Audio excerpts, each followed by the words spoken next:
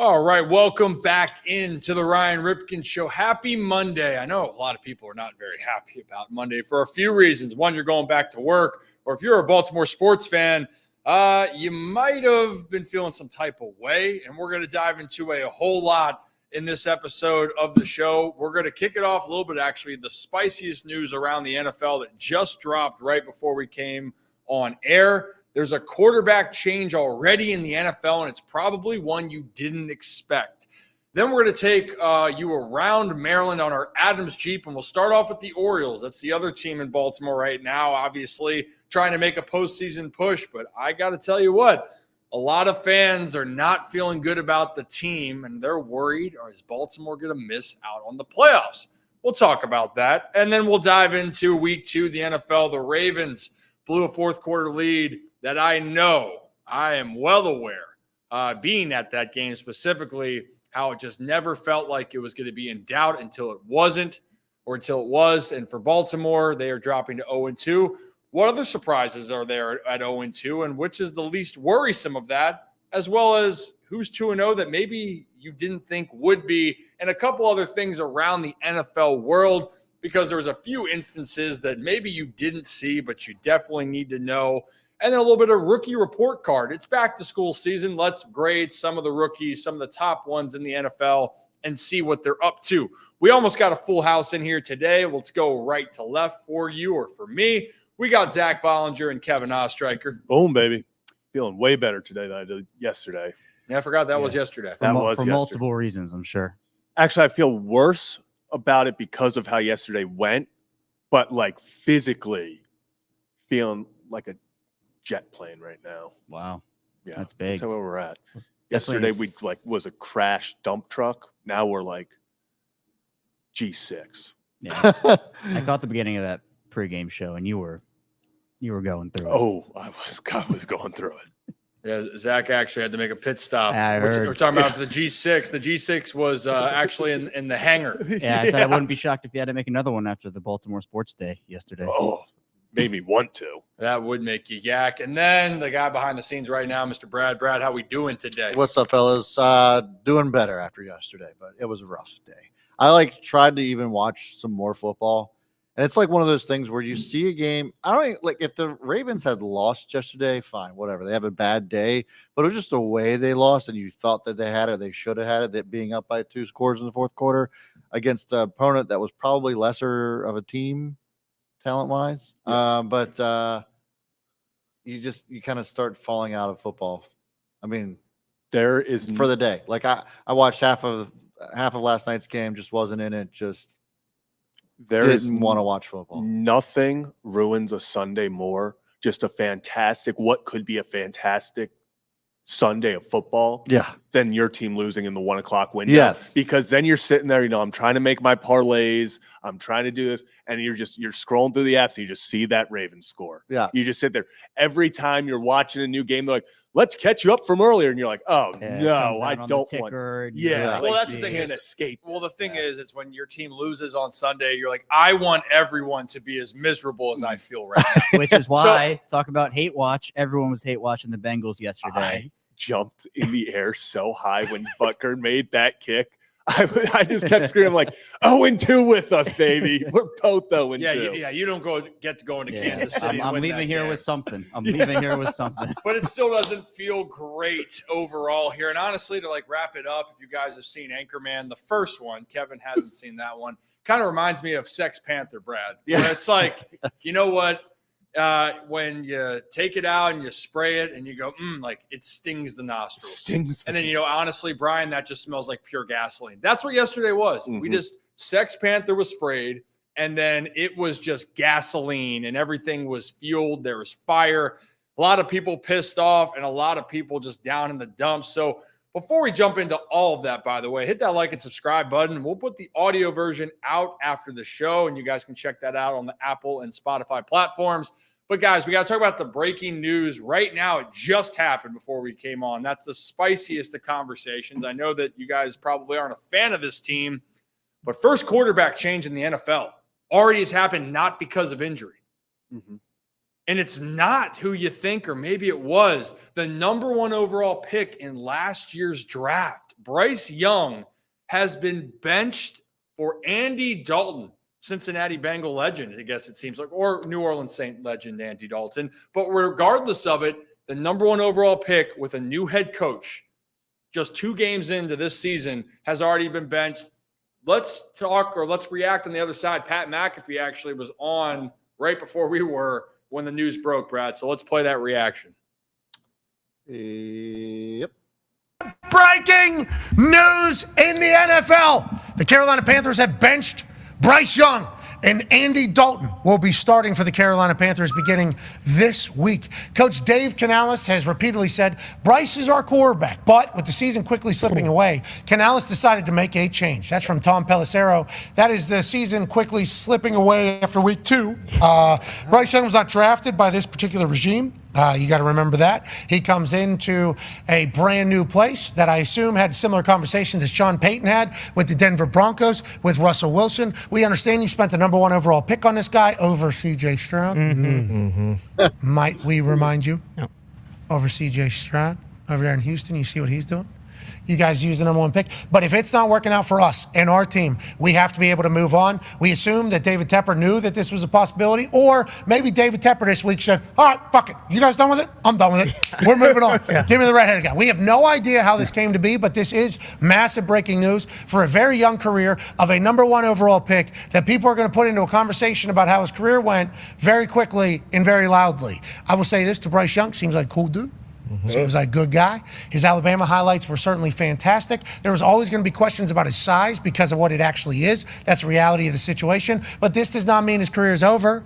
No. Maybe a fresh start somewhere else. He finds his team, like a Baker Mayfield, like a Sam Darnold, like these other quarterbacks that have been able to go on and figure it out at a later date. We're not saying it's over for Bryce Young, but boy, the start of it has certainly sucked bad. And I don't know how he feels today. I don't know how Andy Dalton feels today. I don't know how Panthers fans feel, but this is a pretty massive move after week 2, AJ Hawk. So, okay, a few things there. First off, in the comment, if you read the tweet that said that they're moving on, they say Bryce is still our quarterback, but we wanted to make a move because we felt like the season was slipping away. Yeah, we're putting him in timeout. The season's the worst team in the NFL. The season is over before it started. The season slipped away back in the offseason in 2024. New head coach, you got a couple new weapons. It was one of the worst roster constructions. You couldn't upgrade in the draft because you traded all those picks to the Chicago Bears. And that number 1 overall pick was used on Caleb Williams. We'll talk about him at the end of the show. But, guys, Bryce Young, to give you an update on his numbers through 2 games, he was 31 of 56 for 225 yards. The QBR rating for him, which is a scale to 100, he averaged out to 8.9 over those 2 games, had just over 3 yards per attempt in the last game where he had 84 yards. He has 0 touchdown passes on the season and 3 picks. But the bigger thing is, you're giving up already on a number 1 overall pick less than 2 years into a season with a brand new head coach. It just feels and smells a lot like the Carolina Panthers organization right now. It just seems nasty. Nothing is good. Nothing feels great. I don't know if I'm a Panthers fan that there's nothing that Andy Dalton's going to do that's going to make me feel better, because right now this Panthers season, again, they're not looking towards – I hate to be this way. You're going to keep fighting. But if we're being honest, the Panthers are not going to be playing for 2024. They're playing for jobs, but they're looking at what's going to be happening in 2025. So I feel for Bryce Young. It's rough, but I'll tell you what, man, he is wrecked. I don't know what happened. I guess I do know what happened, guys. Carolina happened. Yeah, but he's not the same guy. Yeah, but unfortunately for Bryce, you can't use the offensive line as an issue anymore, especially after yesterday. The offensive line for the Carolina Panthers going up against a pretty stout Chargers team. You know, they've got some guys, Bosa and everything. They're going to get some pressure on you. Only allowed 2 pressures yesterday, 2 sacks, and both sacks PFF credited to Bryce Young for holding on to the ball too long. So this isn't what's he supposed to do? The O-line's not giving him time. The O-line has given him time. This is a tough stretch for the Panthers because, as you mentioned before, over the past, 2.5 years, the Panthers have traded away Christian McCaffrey, DJ Moore, and Brian Burns all in their primes, and gave up more first-round picks than they received.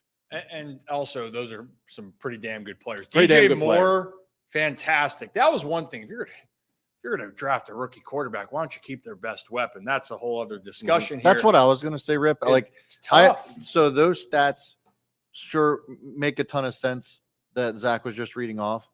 But when you're a quarterback that's been running for your life, your entire career, your short career, like, I think there's going to have to be some grace for Bryce to be able to get used to some other talent. I mean, look, Adam Thielen didn't really get open that much. He got open, I think, one play where he was wide open, but there wasn't much to throw to either. To your point, there's a whole lot of ball catchers out there that can just go out and make a play on that Carolina offense. Yeah, and the other part of it too is the expectations of being the number one overall pick. It's not a guarantee that you're going to work out and be the guy. No. But you know what makes it that much damn harder, Kev? Who was the number 2 pick last year in the draft? Yeah, CJ Stroud. It's not looking good for Bryce Young versus CJ Stroud comps from Carolina. And right everyone looks at CJ Stroud going, man, he is the guy. Oh, and we talked about this even last year where, Bryce Young was drafted into such a toxic situation. Whereas Houston, they got D'Amico Ryans the first time head coach quarterback pairing. The vibes were there. I mean, there's been everything, and they made it clear that, this was not a Dave Tepper decision. It was everybody, Canales and everyone.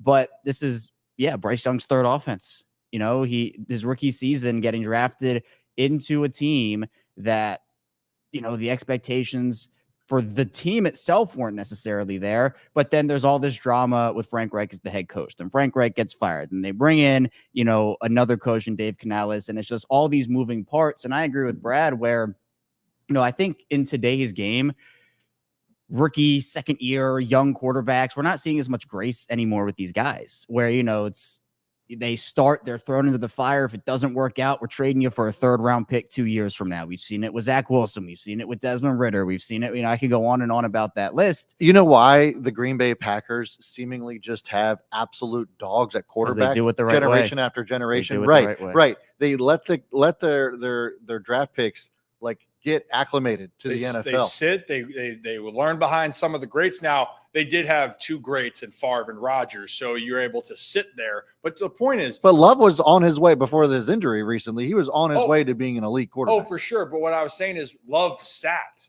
for a couple. That's the point. Is that these guys sat. The expectation that guys are going to hit the ground running. I don't think we're going to see a lot of more rookie situations like CJ Stroud had last year. No. Andrew Luck was the only one I could think of in the recent years where it actually was this was a really, really good rookie year. Cam Newton had moments when he was the first overall pick, but for the most part right now, especially nowadays, you don't play in the preseason. Right.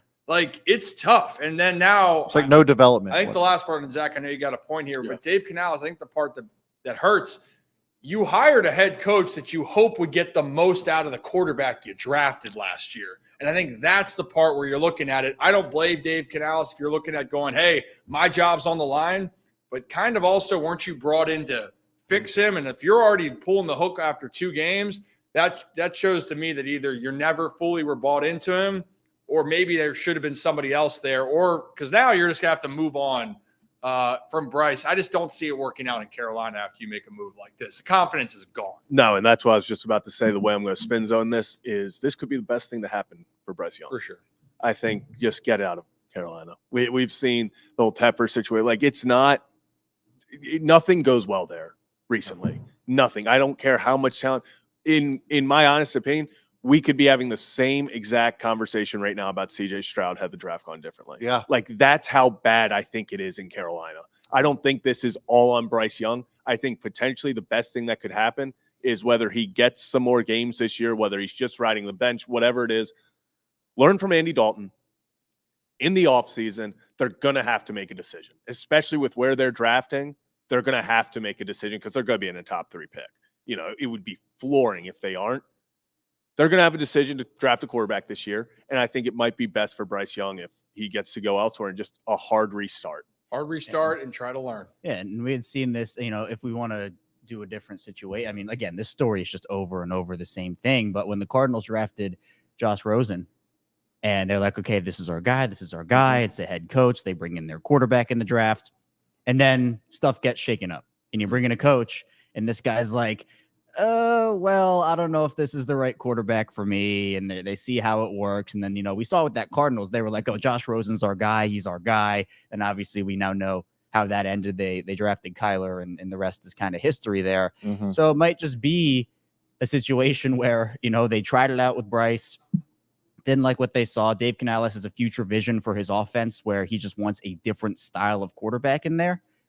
And we'll see them move on from Bryce, trade him for a mid-round pick, and it's the same quarterback cycle seemingly over and over again where these guys are thrown into the fire and given no grace when, like a lot of rookie young quarterbacks, there will be growing pains. We're seeing it with number 1 overall pick right now, which we're going to get into. So it's not exclusive to any one guy. I just think that we're seeing a shift in the NFL where so many expectations are placed upon these high draft picks, or even if you want to talk about it like, Lamar learned behind Joe Flacco for half a season. He didn't start immediately. He wasn't thrown into the fire. And you could argue that, is the Ravens getting stagnant with Joe? Didn't need to put Lamar in. They knew he had some development to do. So they let him sit. Joe got injured. The rest is history. Yeah. It's about development for these guys. And I think the NFL is moving away from that as we move further and further in here. You need to be in an organization that's going to have belief in you and let you try to be the best version. We don't know what the best version of Bryce Young is going to be, but when you're in a situation and circumstance like Carolina, and you already know what's going to happen, kind of. Well, in this case,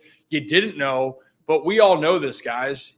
Any work environment, this is life. When you're in a place, when you get there and you're like, shit, I got you. It sucks the life out of you. Yeah, you got to find a way. That's just the way life goes. But does it drastically impact you? And I'll use one example and we'll move on. I'll tell you what, a lot of people didn't like Sam Darnold in New York with the Jets, and they still didn't know what was going to happen. He bounced around.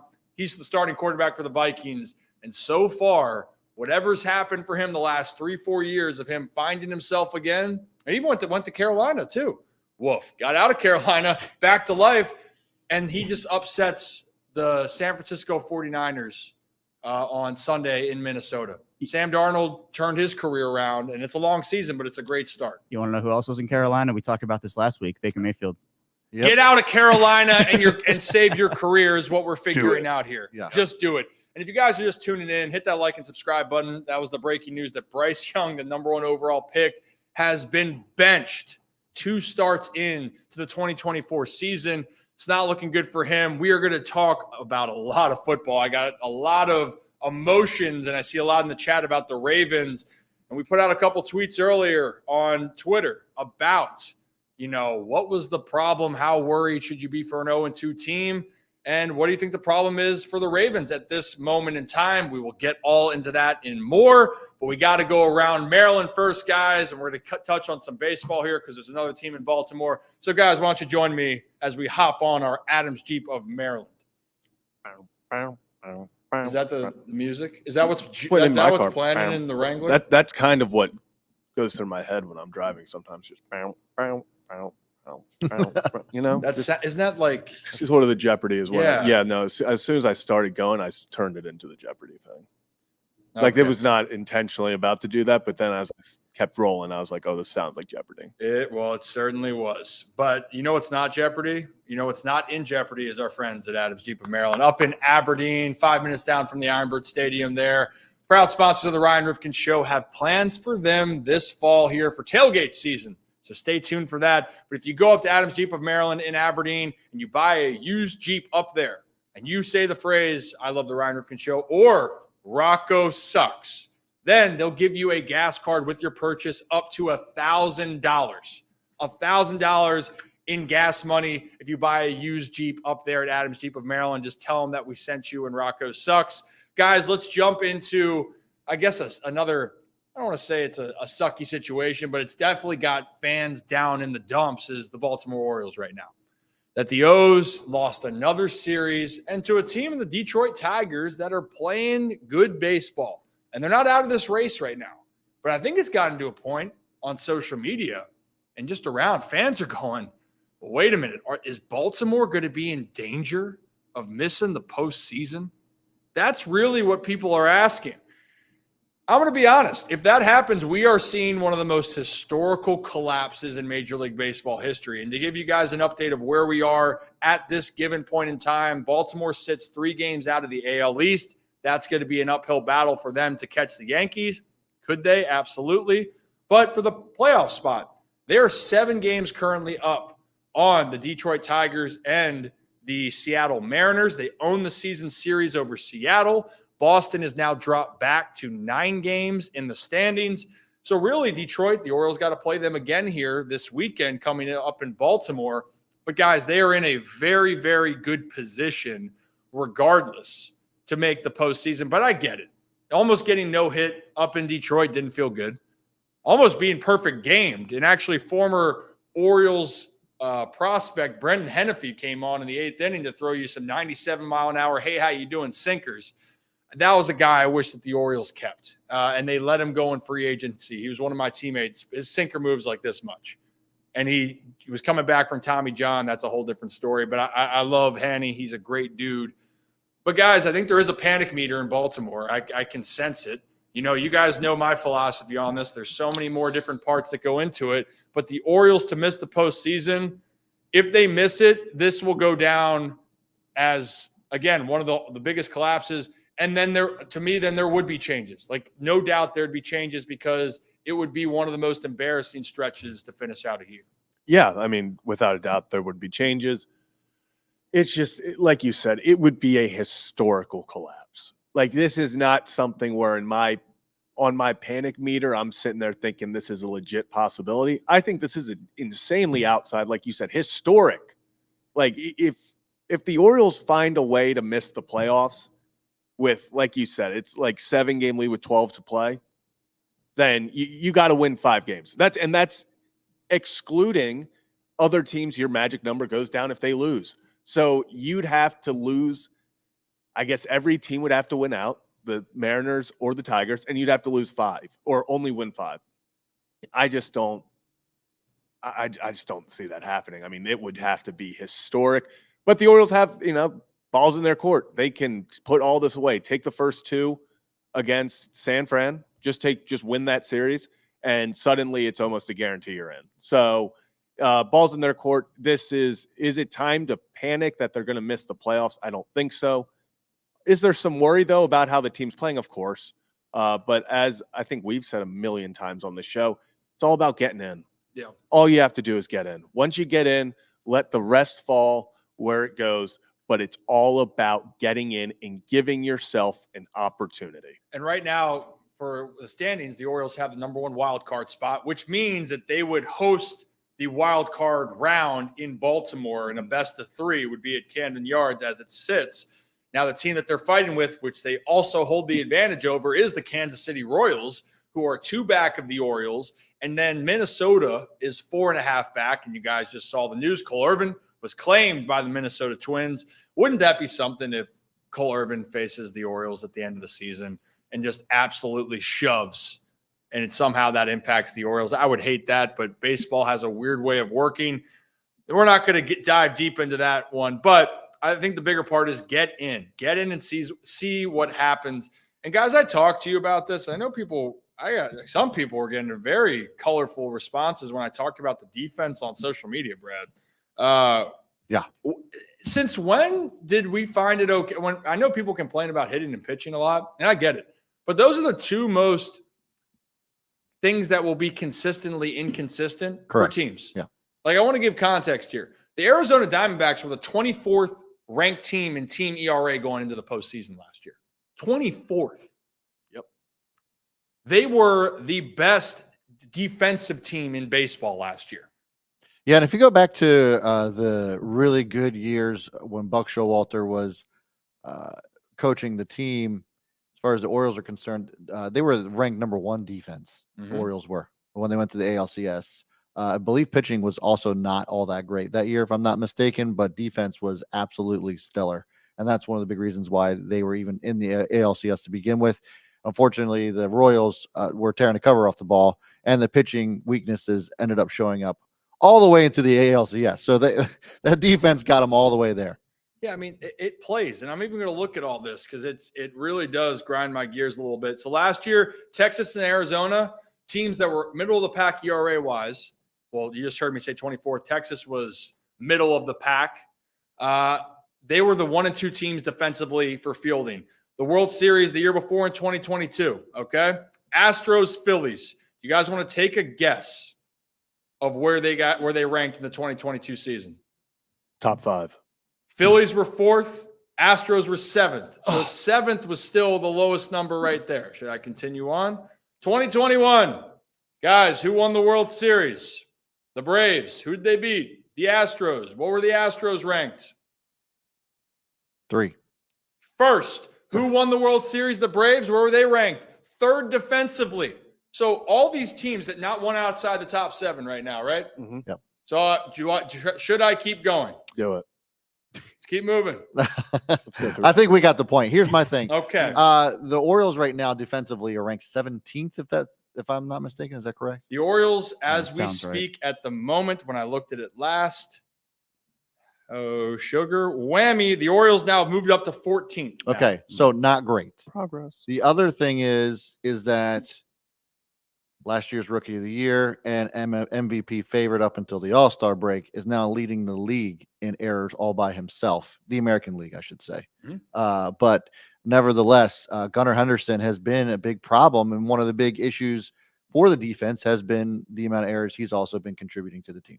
Gunner's errors are part of him needing to work out things playing the shortstop position. There's no doubt about it. But it needs improvement. But it needs that's the part. It does need improvement. There are plays that he should make that he's not. And it's not that they're the hardest plays. He makes the hardest plays look easy. It's the routine plays or plays that he gets himself into trouble, whether it's his footwork, whether it's the positioning, because there's still a lot of shifting.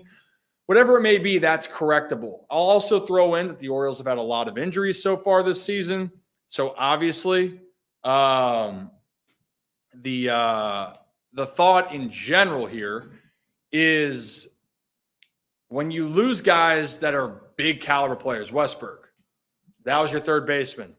Trying to figure out another guy. Ramon was doing okay. Could have been better, but he's doing fine. Jorge Mateo is your best defensive player that you then have out of that group. He's lost for the season. It's a big part of it. And then you have a rookie that has not played actually hasn't played one season at second base in any level at the minor leagues. He's played games at second base, not a full season. Now you're being asked to play at the big league level. They don't have the regulars there, Brad. So to your point, Gunnar is that supposed to be that stable force, and it's at the most important position in the infield, and he's having trouble with it, Zach. And I mean, you talk about those guys.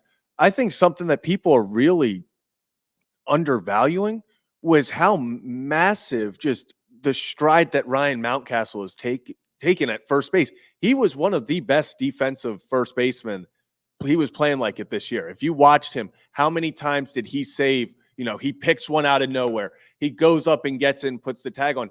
He was saving this team in so many ways defensively. You can talk about his power, the inconsistencies offensively at times, but defensively, Ryan Mountcastle was as solid as it got. And you start to see that as an impact. Ryan O'Hearn, he's never been known as a defensive specialist. They're balls that you felt like he should catch that end up turning into errors.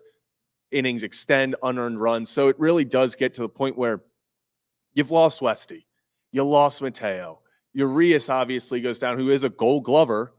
And then you have Ryan Mountcastle, the guy that's supposed to, when those guys mess up a little bit, don't put it on the money. He bails them out when needed. So you lose all of that at once. It's pretty tough. Well, and that's the point I try to make here. And I just read you off the list here. Even as I went further down, there hasn't been a World Series champion that's been outside the top 10 in fielding in the last 6 years. I didn't even keep going. The point being is, for the Orioles and any team, you're going to have your slumps. And it's been an extended slump for Baltimore pitching and hitting. It's been especially hitting. Pitching's actually been pretty solid. I got to say, they have started to round into form. But the one thing you can't give away is extra outs. And missing Mountcastle and Mateo and Westberg, your Urias now, all that matters. But what we're trying to say is don't underestimate defense. Go look at that Red Sox series. They didn't play clean that last game. They lose in extra innings. Everyone looks at Keegan Aiken, but if Rivera makes the play earlier in the game, you have a lead going into the ninth for the Orioles. It happened in the fifth inning. There's little moments each game. Give good teams opportunities. They're going to beat you because pitching and hitting is not always going to be there. Your defense, every coach in the big league is going to tell you, any college coach, anything in high school, honestly, you play high school, the team that makes the fewest mistakes usually wins the game. That's just the reality of the sport. So I wanted to say that. And the last thing for the Orioles, I saw a comment, what about with Coulomb and Westberg and Grayson? Will the reinforcements get back in time? We just saw that Jordan Westberg is now resumed hitting activities. Ryan Mountcastle also is another one that's down in Sarasota. That's probably the least optimistic. But guys, Danny Coulomb is rehabbing. It looks like his return is going to be before the end of the regular season. Jordan Westberg, you hope he can get back, but games in Norfolk and AAA end on September 22nd. So rehab opportunities, he's against the clock, and I don't know how well he's going to be built up in the next 6 days. So we got to monitor that. And Grayson Rodriguez is the one that we just don't fully know. What's he going to be built up to? I think that Grayson will be back, but we don't know if that's going to be for the last week of September or it's going to be for that first outing in the postseason. I hope he's back for the last week. I would hate for his first outing to have to be with everything on the line. So that's where it is. I am hoping for Baltimore you can get those guys back because that's at the end of the day. You get your studs. You get who you can. And let's make no mistake, Danny Coulomb probably could have been an all-star for the Orioles. Jordan Westberg was an all-star. Grayson Rodriguez can pitch like an all-star. That's 3 big pieces right there. You get those guys back, you're going to have a big boost to how your team looks, but you got to get those guys back. And the update is it looks hopeful. We just don't know. You hope that there's no setbacks. Lats, you heard Yoni come on and talk about it. It can be tough. Danny Coulomb's going to have to just keep pitching through whatever tolerance he has. That's kind of what it is coming back from the injury. He's fine enough, right? Mm-hmm. But it's pitching through tolerance. And then obviously Jordan Westberg, get that wrist right for the fracture. If he's good, we're going to rock and roll. So that's where it is. The one thing I want to say about Hyde, I think that's maybe one last point because that's a big talking point. I've heard a lot of people continue to talk about it. I think the Hyde slander sometimes becomes too much because we act like you know what's happening in the locker room when you don't. I'm not saying that Hyde is the best motivator. I'm seeing a comment here. Hyde is not a motivator.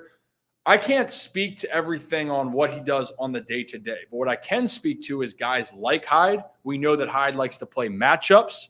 And I think a lot of people are quick to discredit what he has accomplished. Now, he's going to be judged for what his team does going into the postseason. Because quite frankly, just like with Corbin Burns, fair to say, Kevin, if the Orioles win some series in the postseason, you think anyone's going to talk about Corbin Burns struggling in August or Brandon Hyde mismanaging games in August or July or wherever month we're in September? No one's going to care. I remember when we talked about your favorite, Ryan, was Corbin spring training. You loved that. That was your whole thing where no one talks about that now. It was a thing then, but not now. This Orioles team needs to, if they want to have success, you mentioned the defense. That's big. Offensive consistency, but it's just a whole team effort. I mean, we've talked about it. No team wants it right now. If you get hot, like we saw last year with the Diamondbacks, like we saw last year with the Rangers, you can go all the way. Yep. But you just have to get there first, and you have to at least pick up some. I'd like to see them pick up a couple more good habits before heading into the postseason. That's my request for them. Couple more good habits, get into the dance, and then see what happens. But obviously right now it's been a bit of a struggle for him, especially with consistency. Yeah, a lot of guys also like Hyde. Like I talked to him, like even there's nothing that I've heard of everyone going, man, I can't stand that guy. It's not that. Also throw in the fact, Buck Showalter made a good point when I talked to him. Mm-hmm. And I said, hey, do you have a feeling when things go wrong? Like I said, how do you deal with when you feel like the mojo's off, right? How do you get it back? You can't be like Austin Powers and try to drink your mojo or get it back, right? But in all theory, it's all in your head. Whole different story here. You should go watch all the Austin Powers. Kevin, your homework. But in general, to get your mojo, I said, how does that work? And he said, well, Ryan, sometimes, when things happen, sometimes injuries can be too much. But he goes, in some cases, there's not much you can do. It's not that players don't like you. It's just they have personal things. And as a group collectively, you got to find a way to get out of it. There's a lot of good managers out there. Like Buck Showalter is a fantastic manager. But people would say that he fell short in big moments. And sometimes you get cold at the wrong time. Last year, the Mets got injured and they fell off a cliff. So for all the ones that are saying that Brandon Hyde and this team, oh, he's losing, a lot of teams would have fallen off the cliff and not be in a position. Right. And Brandon Hyde is the manager of this team. So I want to give credit where that's due. Are there things that I agree with all the time with the team? No. Is there situational execution great right now? No. Do I want to see different matchups at times? Yes. But you still have to give credit. Now we're going to see what the team's made of, but keep that in mind. All the team's injuries. Buck Showalter lost his job because the Mets fell apart after they just had a 100-win season, I believe. Yeah. And they lost the division to the Braves that year. So context here. The Orioles, despite their struggles, are still in a position to make the playoffs, and we will address more of those issues as we move closer. But, guys, the Orioles are going to make the postseason. And if it doesn't happen, then I'll tell you what, you're talking about cleaning house, the Orioles will clean house if that happens. I can tell you that. Yep. Because that is something that is hard to recover from. Again, if you guys are new to the channel, hit that like and subscribe button. I think that's another part of this that we should we'll close on that, and we'll go to the other team that's given Baltimore sports fans all the enjoyment and excitement here. But before we do that, why don't we take a quick trip up to our friends at Hollywood Casino and Charlestown Races in West Virginia. Really sound, guys. And Hollywood Casino at Charlestown Races is about an hour from Owings Mills, hour and 15 from Baltimore. Proud sponsor of the Ryan Ripken Show. And we got plans for them for tailgate season when baseball ends. And also, if you're a Penn Play member and you use the Penn Play, your Penn Play card up there, you get complimentary beverages, and it's only allowed in West Virginia, not in Virginia or Maryland. And if you download the Penn Play app, you have a chance to win up to $2,000 in Penn Play cash. So why don't you guys go check out our friends Hollywood Casino at Charlestown Races in West Virginia. Get yourself a great steak too, but if you burn it, we're not going to be friends, Kevin. Wow. Now, let's move into the Ravens. Guys, Brad, Zach, we were there at the game. Yep. Kind of felt like cruise control. There was never a moment in that game where you felt, we're going to lose this. The Baltimore. I don't know about that. I didn't feel that. There were 0 touchdowns scored from either team in the first half. I was getting worried. I still didn't feel that worry. This might be such a hot take. I got worried when Max Crosby went up to Gardner Minshew after the interception. And if you saw that clip, yeah. When I actually pointed like that out on the field. I was like, "Oh, Max Crosby being a leader." Yep. Yeah. Well, we're going to talk about Max Crosby here in a little bit, and tomorrow with Q as we do some film breakdowns. So you guys make sure you are getting your notifications on, as Kadri Ismail is going to come on and talk about what didn't really go right for Baltimore as we do our breakdown with Q in that Raiders game. But guys, honestly, where do we start with this? And I think we can start with the poll. Yes, that would be great. So I ended up, I put it up on Rip's Twitter account too. We'll just go with that one. I have one up. Well, we'll go with the one that I have on YouTube right now as well. So it's pretty similar. Who's to blame in regards to the 0-2 start? And the people have responded. It's coaching here, but offensive line on Twitter was the majority. Offensive line comes in second here at 31%. Lamar Jackson is also in here at 11%. 0 votes for the secondary, which I find very interesting from fans. Well, I think that everyone wants to look at because of the fact of the glaring issues in game one for the Chiefs, where the offensive line could not contain Chris Jones. Yeah. Lamar was scrambling left and right. And that was an issue. And then clearly yesterday was an issue here. Max Crosby got loose a few times. And by being a few times, he game wrecked. That was the number one priority that we talked about pregame. Literally talked about it. And with Q, that was the number one priority, that you got to know where that guy is at all times. But before we talk about the insights to the actual game, when it comes to the play style, play calling, let's go to the clip that we saw, because I want to kind of just debunk this part, or at least talk about it, because you said Lamar Jackson, always when the Ravens lose, he gets blamed, right? It's always going to be with the quarterback. And no surprise, Stephen A. Smith had a reaction and comments saying that again, on First Take, should Lamar be the one blamed here for the Ravens 0-2 start?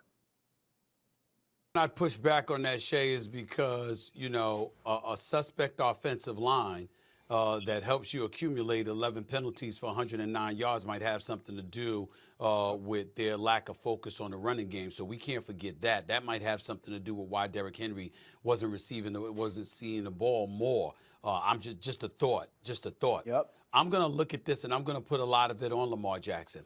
I'm sorry, fellas. Isn't he the two-time league MVP? I think that's the right. Yes, sir. He's a two-time league MVP. I mean, I'm being facetious. Of course, I know this. But the point is this: two-time league MVP. You have a situation where you have a 10-point lead with 12 minutes left, and yet again, you can't hold on to it. And oh, by the way, the Baltimore Ravens, for the first time in Lamar Jackson's career, have lost 3 straight games: AFC Championship game, and then games 1 and 2 of this season. The man hasn't won his last 3 starts. When we gonna look at him? You got your bag. You got the MVP stature. You the man. Go out there and figure it out. This is really, really that simple. Now, I'm not saying that he has to do it by himself because we know better than that. But the reality is that the game was there for you to win. You had a 10-point lead in the fourth quarter with 12 minutes left. Shay, you just finished saying that Dak Prescott, last time you checked, he does get the ball back. You can get some touchdowns up in there, right? Well, the same thing's applicable to Lamar Jackson. You get the ball back too. When the opposing team puts the ball in the end zone. What you going to do about it? How many fourth quarter leads are you going to lose? That's a legitimate question that I think that he needs to answer. Okay. So, could Lamar always play better? Of course he could. But was that the reason yesterday? No. And I want to look at this. Lamar's final stats, by the way, if we're going to really dive into this. Lamar was 24-31, 247 yards, 1 touchdown and 1 interception. That I couldn't see with the replay if that ball was deflected or it was Bateman. Do you have it? Yep. Jackson. Yeah, there you go. Anyways, that went right into Bateman's hands. So they'll show the replay here as well. They should. But it went right into in Bateman's hands. So, yes, he technically will look at like a INT on Lamar's stat sheet, but this was right in his hands. Rounds right off of Bateman's hands. This is by no means Lamar's fault, in my opinion. So that happens there, right? So we understand with that. I think the bigger part for me, guys, the Ravens, despite they put up 26 points, you had a 10-point lead in the fourth quarter. You could say a lot of different things. And I know that Lamar and the Ravens, and when they have the numbers here by quarters, Brad, right, about how much the Ravens are better in the first and the second and the third quarter. And the fourth, they're actually in the negative, according to True Sports Media. And I think that Ryan Mink put out that tweet. And the point kind of looking at all of that, I think the bigger part is the Ravens had 109 penalty yards. Now, a couple you can say, could they have been called? 109, right, was the number? I'm not losing my mind. 11 for 109. 11 for 109. The drives for the Raiders in the second half, after the Ravens took a 10-point lead, the Raiders cut it to 3. 7-play, 46-yard drive, and that was after the interception. Then the Ravens matched. They're up 23-13, and then Vegas gets a field goal. It's a 2-minute and 50-second drive. Then a 9-play, 70-yard drive, 3 minutes and 42 seconds. So we're saying about a team effort for Baltimore. It's not just the Lamar Jackson issue. It was a team issue yesterday, right? And also that first play after they tied the game up, and Lamar's dropping back to pass, and no one bothered to touch the one guy that should be the target to get, and Max Crosby gets home, and then you're 2nd and 19, just like that, in the blink of an eye. Guys, the offensive line is surely an issue. It's a problem right now, and that's not sugarcoating it, but it does seem like the Ravens, with a Gardner Minshew-led offense, that a 10-point lead should have been enough, especially when the Ravens still did put up 23 points. And it seemed like the Raiders could do what they wanted to do the last few drives. Well, Max Crosby could have, that's for sure. Well, Max Crosby could on the offense or for defensive side for Vegas, but the Ravens they didn't close out some drives. And Devontae Adams had some big catches. I know that pass interference on Brandon Stevens, right, was one that could be. But hey, I'm not. They had plays that they could have made. I think that's the bigger part here, Kev, is that there are plays that could have been made for Baltimore The number one option on offense beats you in Devontae Adams, and the number one priority on defense game wrecked. Well, the big part too is not only plays could have been made, but challenges could have not been thrown. And you look in this argument by Stephen A saying, well, doesn't Lamar get the ball back too? Well, Lamar got the ball back with 27 seconds left, when in reality, if we had seen, I mean, I saw it with my own eyes. I don't know if you guys saw it. It was very obvious. The clear and obvious, both the Zay Flowers ball that hit the turf in the first half and then the Devontae Adams play, where clearly it was catch 2 feet, possession to the ground, no ball movement. And whatever the conversation was between the replay guys for the Ravens and John Harbaugh, he decided to throw that flag, cost them a timeout in the second half. And what do the Raiders do driving down the field for the game winning essentially field goal? Right. They walked them down, and it would have been really nice if the Ravens had an extra timeout to be able to stop that clock. And Lamar Jackson all of a sudden gets the ball back with 1 minute and 7 seconds left instead of 27 seconds left. Right. And so we can all, we can play the blame game and say, oh, did Lamar miss a couple of throws here and there? Sure, he missed a couple, but this by no way in any stretch of the imagination is on Lamar Jackson. You can place different levels of blame on a lot of different people. And obviously with the quarterbacks, sure, it's going to come back to him. But I don't know how you watch that game and say, well, it's Lamar Jackson's fault. There were just so many other things that went wrong. He is so far down on that totem pole before anything else. I think, Go ahead. the play calling has to be part of the conversation, right? Like, I mean, there's been this blowing leads in the fourth quarter happened well before Lamar Jackson got to the organization. And I'm not saying it's any one person, but the play calling just has to be better. It just has to be. I mean, Dan Orlovsky also talked about it being very predictable, right? Yeah, so let's play that clip there, because that's another point I want to dive into for the Baltimore Ravens. And to wrap up that last point before you play that clip, the Vegas Raiders, for time of possession yesterday, the Raiders possessed the ball longer than the Baltimore Ravens for over 30 minutes. Gardner Minshew was 30 of 38 in this game. And maybe just Gardner knows how to play in Baltimore. He was a part of that Colts team that won here in that wild, nasty, sloppy game in Baltimore last year. But Gardner Minshew felt like he was comfortable. And also Raiders had 5 sacks on the day, Baltimore with 2. Play that clip now of Dan Orlovsky talking about the Ravens offense. You defended Russell Wilson to at least some degree when a lot of people were criticizing him in Denver and all the rest of that. If and when Wilson is fully healthy. Wrong one. My bad. Restart. This is why we should label these fellas. Where is it at, Zach? For Dan Orlovsky. Yes. Yes, Zach.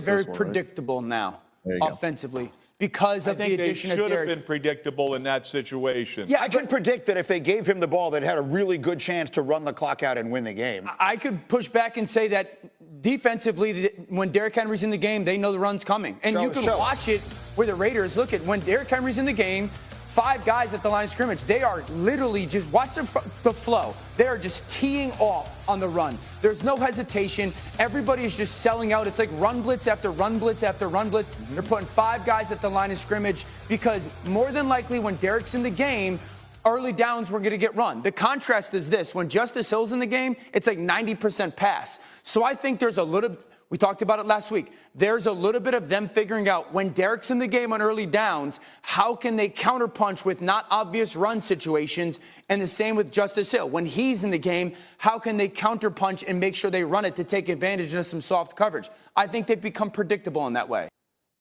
So that clip right there was Dan Orlovsky talking about the usage of Derrick Henry in the offense here. And if you're just tuning in, obviously we're covering the disappointing game for Baltimore, losing the home opener and blowing now their 10th game since the 2020 season, I believe.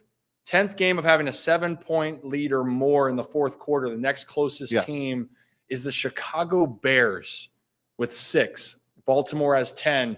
But Dan Orlovsky right there is saying that when Derrick Henry's in the game, it feels like the Ravens are running the ball. But I thought the point also, and I think it's a good point, wasn't Derrick Henry brought in to create more play action opportunities? Yes. And another thing that Derrick Henry didn't do a ton of was actually play out of the shotgun as much in Tennessee.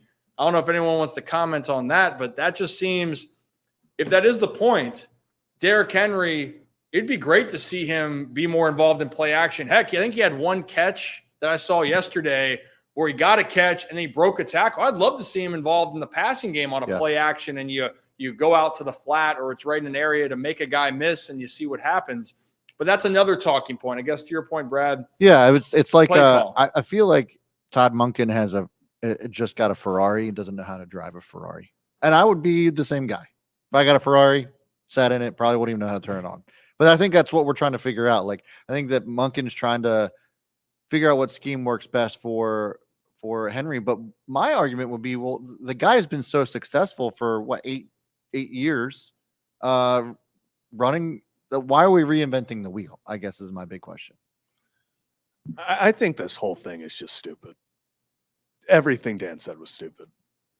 Look, Derrick Henry's in the game. They're going to run the ball. No shit. No effing shit. Derrick Henry, this is by Spencer Schultz. They threw the ball with Henry on the field 10 times yesterday. That's about 60%, or so about a third of the time Henry was on the field, they threw. That includes the touchdown. They had a 17-yard completion, 10-yard completion, as you said, to Henry. Then they threw the interception.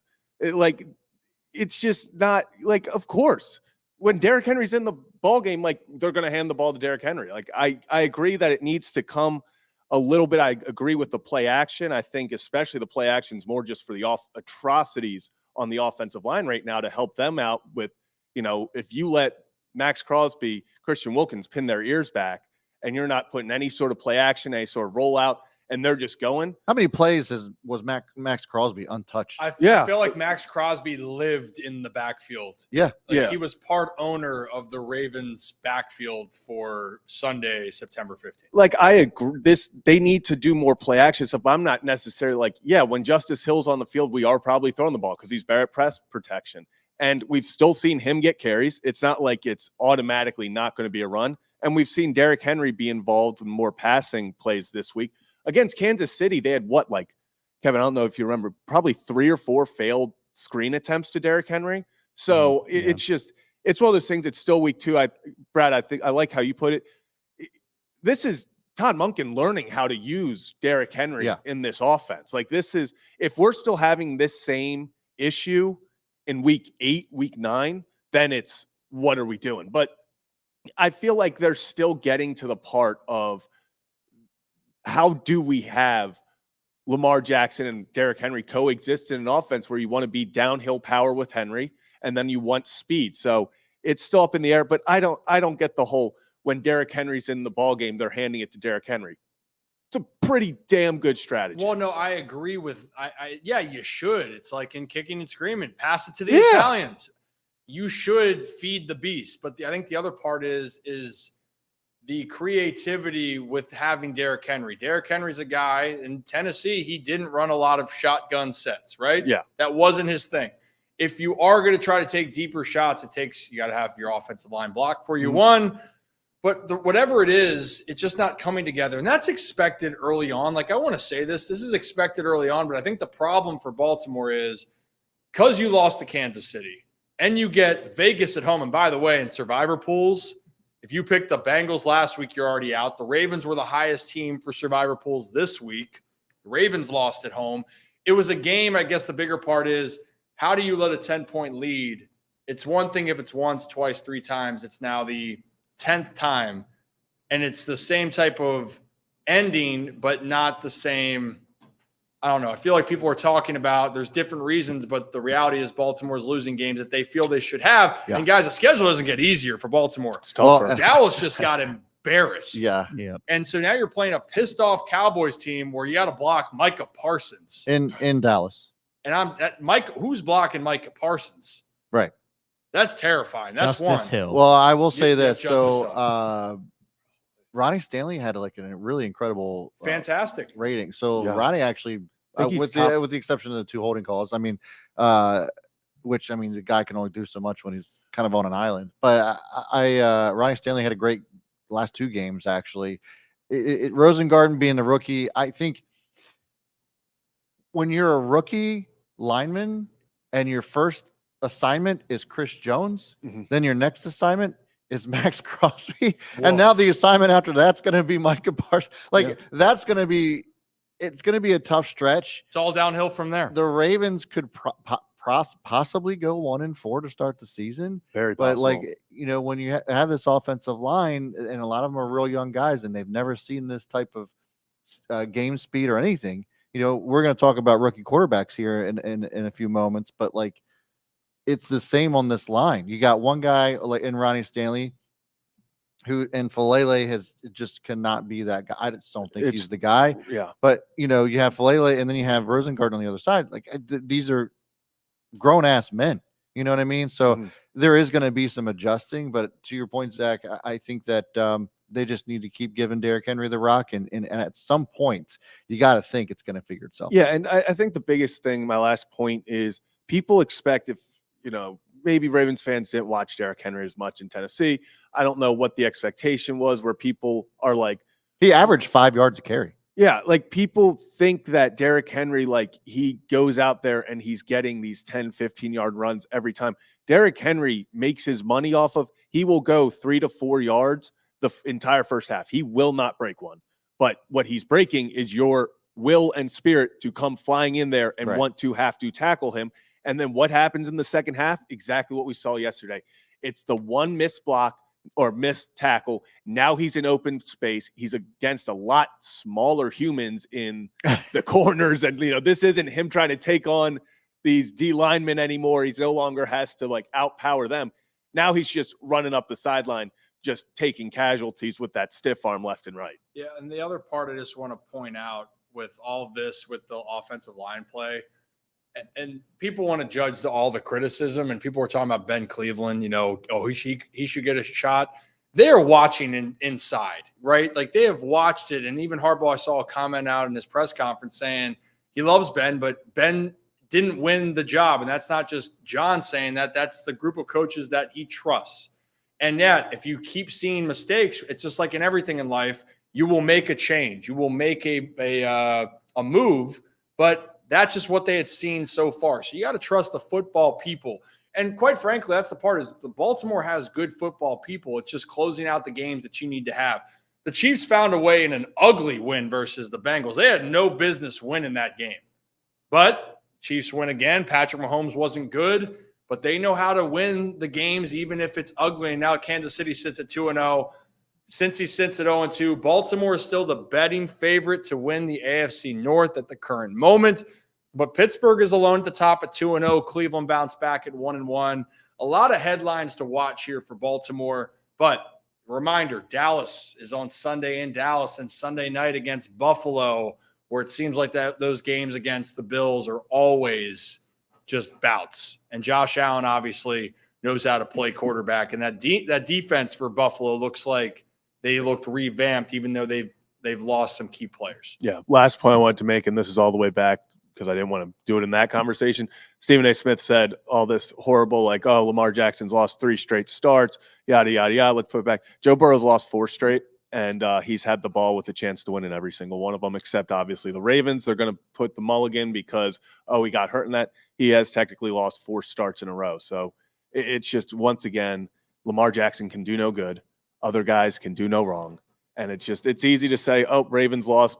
Defense couldn't cover Devontae or Brock Bowers, which if we want to talk about someone real fast, Brock Bowers could be a stud, as advertised from Georgia. Brock Bowers actually was probably the guy that completely broke down the Ravens. It's like you could live if Devontae Adams just got 9 for 110, whatever he did. It's Devontae Adams, but Brock Bowers made some Ravens defenders look like little kids at times. When he carried a few guys to the goal line, holy hell, the Raiders. You know what? I'll say the Raiders got a good culture right there. They got a lot of belief with Antonio Pierce. But Ravens, you got to move on. It's 0-2. So, guys, maybe we'll ask the question now. There are some 0-2 teams here, and as we look at this at the current moment in football, let me read you out the rest of the NFL 0-2 teams here. And if you're new to the channel, hit that like and subscribe button. Ryan Ripken Show. We're doing this live every Monday and Thursday at 3 p.m. Eastern Time, and every Sunday 4 hours before kickoff for the Baltimore Ravens. We're based in Baltimore, but we talk about all things in the baseball and NFL world. Really, just not a lot of baseball news besides just that the Orioles are the closest race in that one wild card spot. But I digress. 0-2 teams, fellas. Denver Broncos, Cincinnati Bengals, Baltimore Ravens are 3 of them. And then there's 3 teams alone in the AFC South, the Titans, the Jags, the Colts.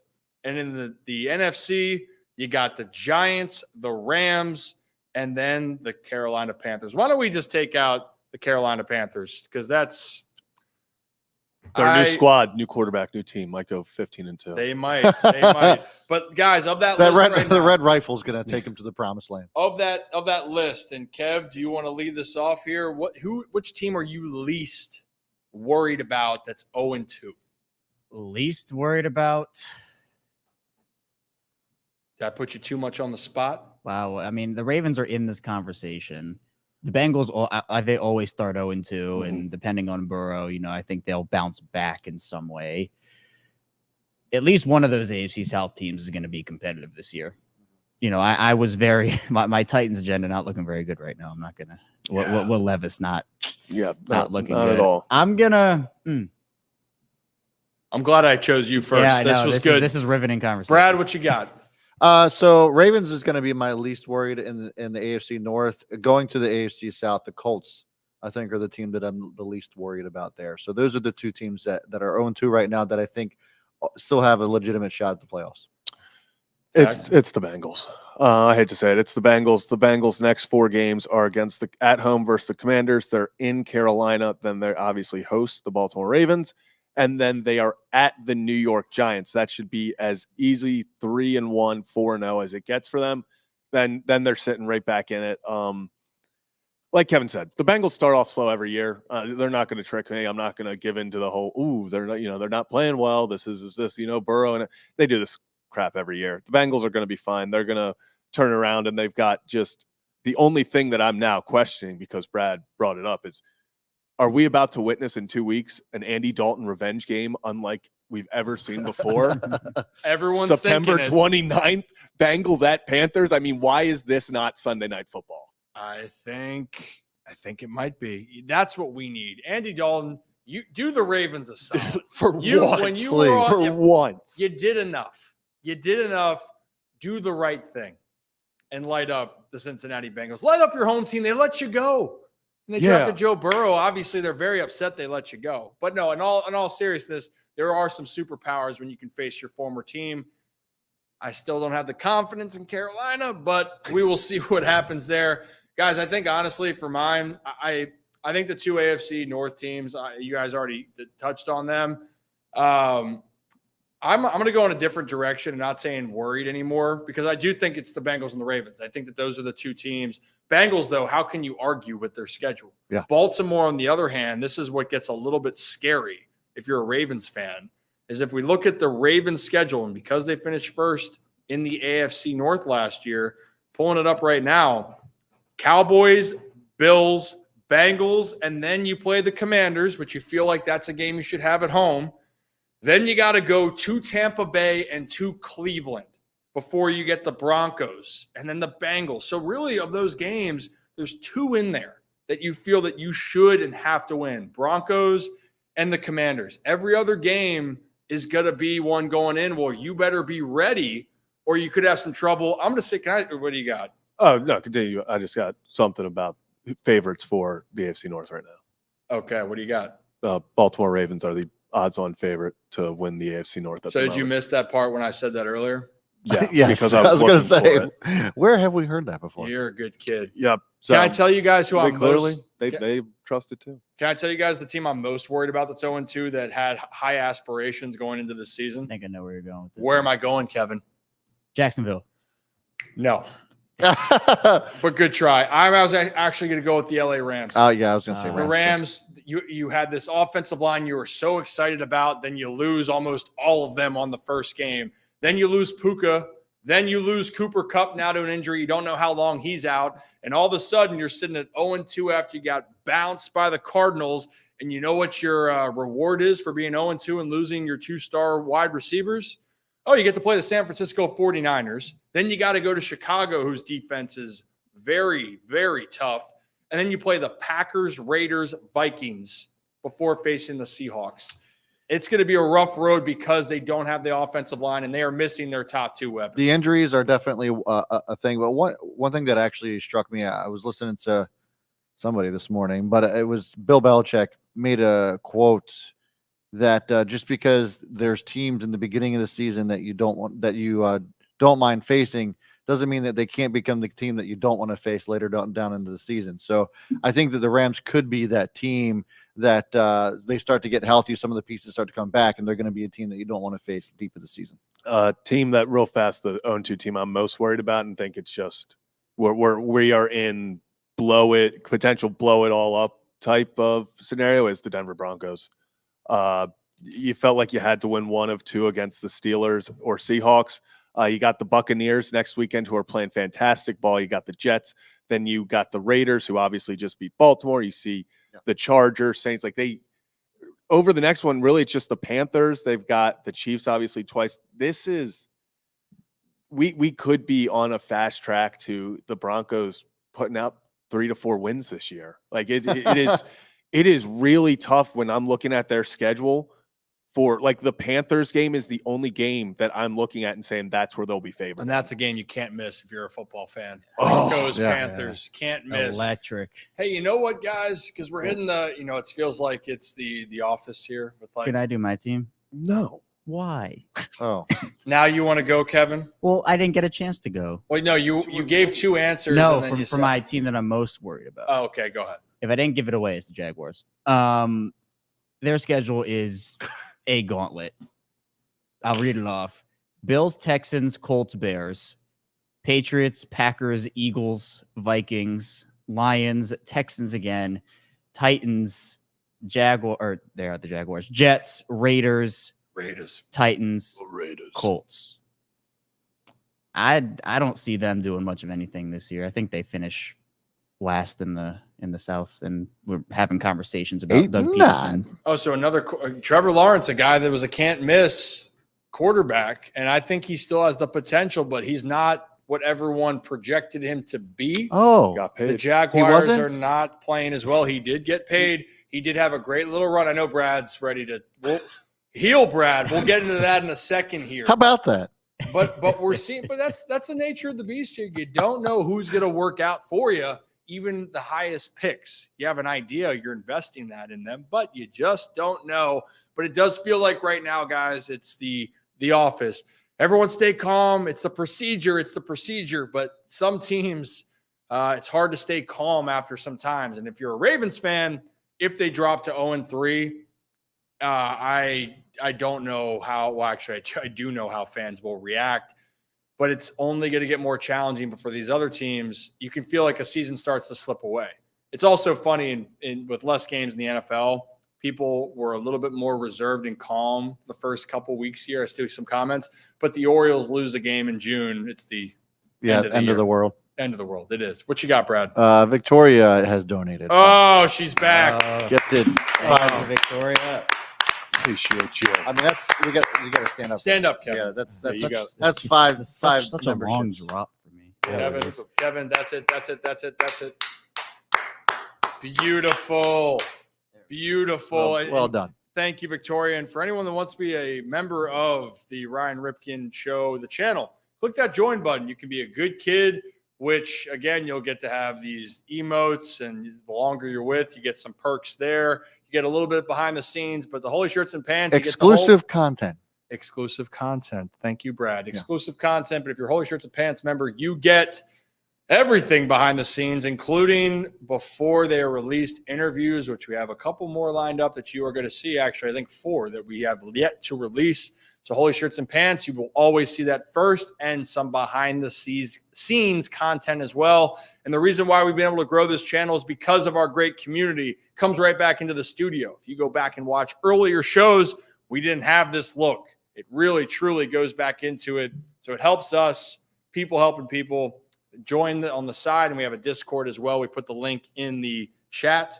So we appreciate you guys. Victoria, it's very shagadelic. Thank you very much. What movie, Kevin? Austin Power. I watched this movie. I've watched these movies. When I move, you move, Kevin. Just like that. I am on a roll Just today. like that. I can name anything today. Just like that. And also, hey, Joe's been a member for 5 months. We're getting very close to the next member badge. Very close to the next member badge. Wow, we are. What is that? And Joe says less than a Starbucks. Make it happen, folks. And go sub to the spinoff. Kevin and Zach Reacts, which after every O's and Ravens game, so the Orioles are off tonight, they play Tuesday. Kevin and Zach will react on the channel right after the game. Go vent your frustrations and check on the fish in the fish tank. Make sure that they are still alive. Doing good. Hold them accountable. Hold them accountable. Should we then talk about, since I know you're excited about this, it's back to school. I think it's back to school to prove to Kevin or prove to Dad he wasn't a full. No, you weren't. Yeah, it's not even worth it, Brad, to even talk about anything with this. I'm lost. Yeah, you don't watch movies. You don't have to. I mean, we just talked about watch a Adam movie. Sandler yesterday. Yeah. Yeah, we did have a lot of I watched that Civil War movie last night. What? That new one It's nothing that to was do. in theaters. You said I don't watch movies. What Adam Sandler movie does he go back to school? Back to school. I don't know, but I've seen 50 First Dates before. Oh, good for you, Kevin. Thank you. Oh, sugar, my neck, my back, Kevin. Just like that. No, I'm kidding. Whoa. Jesus. So back to school. Let's go into some report cards, and actually, they're the youngsters of the NFL. So we thought back to school, we give you some rookie report cards, specifically some big names here. And Brad, I think you have some graphics here that we can pull up for some of the quarterbacks. Should we start? Yeah, so there's 3 quarterbacks right now that all have 0. Oh, no. One of them has 1 win now. But there's 3 starting quarterbacks that have started both games. So figured, hey, why not see how they're doing? First one is Jaden Daniels, who had a great game yesterday. Well, great by rookie standards, let's be fair. But went in for 23 for 29 yesterday for 226 yards, no tutties, but no interceptions, which I thought was encouraging. 10 rushes for 44 yards. The season so far, 40 for 53, which are elite numbers. Okay, those are really good numbers. No tuds, though. We still need to get those touchdowns in there. But as far as completion percentage, Jaden Daniels is like on a really nice trajectory here, and love what I'm seeing from the youngster. Well, the one thing is, please, he's got to learn how to slide because he got rocked in some carries yesterday. But they are being very careful, and they are throwing a lot of balls. Cliff Kingsbury likes to throw it around the line of scrimmage. How do we know that? Terry McLaurin, Zach, had 6 catches. You would have thought it was a big day for Scary Terry. 6 catches for 22 yards. 22 yards. Yeah, that's a bad running back day stat line. Yeah, but they're doing that because they're being as conservative as they can with Jaden, which I think that honestly, from a coaching perspective, is exactly what they need to do to develop him. I think they're doing all the right things. They are, and they're not breaking him in that sense. Yes. And also, the thing I like is he's done a pretty good job of taking care of the football. Yeah. Right. And that's a big part of it. Now, he does have some rushing scores, yet to throw a passing touchdown, but hopefully they can open that offense up more. It has been exciting to see how he has managed. And for a Commanders fan base, like, you're looking for excitement. So if we're going to give a report card right now, I'd probably say I'm going to B+. I was going to go solid B. Yeah. Like it definitely can be better. I want to see them stretch the field though, because that's one thing. No rookie quarterback has really stretched the field well, but Jaden Daniels by far, I think he's been the best quarterback of the rookies so far. Is that fair to say? Yeah. Consistent. They played the Bucs, who obviously went to Detroit and got a big dub. So feeling pretty good there. Even a tough loss when they went down there. You beat a divisional opponent. Granted, Graham Gano, the kicker for the Giants, hurt his hammy on the kickoff, so they couldn't kick extra points. Or They tried and missed. They went for it on 4th down, and Malik Neighbors drops it. But hey, you get a 4th quarter win, and a comeback win, I believe, in that matter. So good for Jaden Daniels. That's the big one. Who else do we have on this list? Oh boy. Well, here's where it starts to go downhill. So we got Bo Nix. Week 2 stats are 20 for 35 for 246 yards, no touchdowns, 2 interceptions, 4 rushes for 25 yards. Since the beginning of the season, 46 for 77, 384 yards, no touchdowns, 4 interceptions, 9 rushes for 60 yards, and a rushing touchdown. Not good, looking good for Bo Nix. Obviously, as we know, this is only 2 weeks in, but really rough start for the rookie quarterback. Yeah, not ideal. And they haven't really run the football very well. Cortland Sutton, who I thought maybe was going to be doing a little bit better, hasn't looked good for them. Now, granted, you did just go against a Mike McDonald off defense in the first week at Seattle. That's not an easy game. It was a close game, though. It's a close game, and their defense for Denver played really well. Yeah. They played well yesterday. To give them a chance, Pittsburgh's defense obviously is very tough, and that's a problem for all young quarterbacks. But Bo Nix so far there, not the start that they had hoped for. And you mentioned it, Zach, about who mentioned it earlier about you needed to get one of those first 2 games for Bo. You felt like they needed to get just one of them. Like you said, obviously a Mike McDonald defense isn't the easiest to go against, but in his first ever game, obviously it's on the road. Then you host the Steelers, who we know offensively aren't doing much. Their defense has been great, and we can see them win games. They have won games for the Steelers, as they did yesterday. But yeah, the Broncos, you felt like they needed to take one of those 2 just to get some confidence going. And then, I already talked about their remaining schedule. It doesn't get easier, and it's not looking awesome for old Bo Nix. No, tough for Bobo. So what are we giving Bobo? I'm gonna give him a C. Yeah, C minus, D plus for me. Not great. Not great. Yeah, I'm going with a D as well for Bo Nix. I mean, the guy got went down for a sack, and I don't even think he got touched by TJ Watt. Did you see that play? I think it's going to be right on that Just pass fail line right there, because my expectations for him weren't the highest. I think they were tough matchups. I do believe that Sean Payton can help him down the stretch here, but of the quarterbacks, he had the most experience in college, right? So he was only there for 9 years. So he is. Well, Bo Nix also had a riveting post-game answer where he was asked what happened on his interception, and he said, threw it to the other team. Which was fantastic. At least you got to be real about it. I'm rooting for Bo, man. I'm rooting for all those guys. I'm rooting for him, but tough one for Bo. I put him at the pass-fail.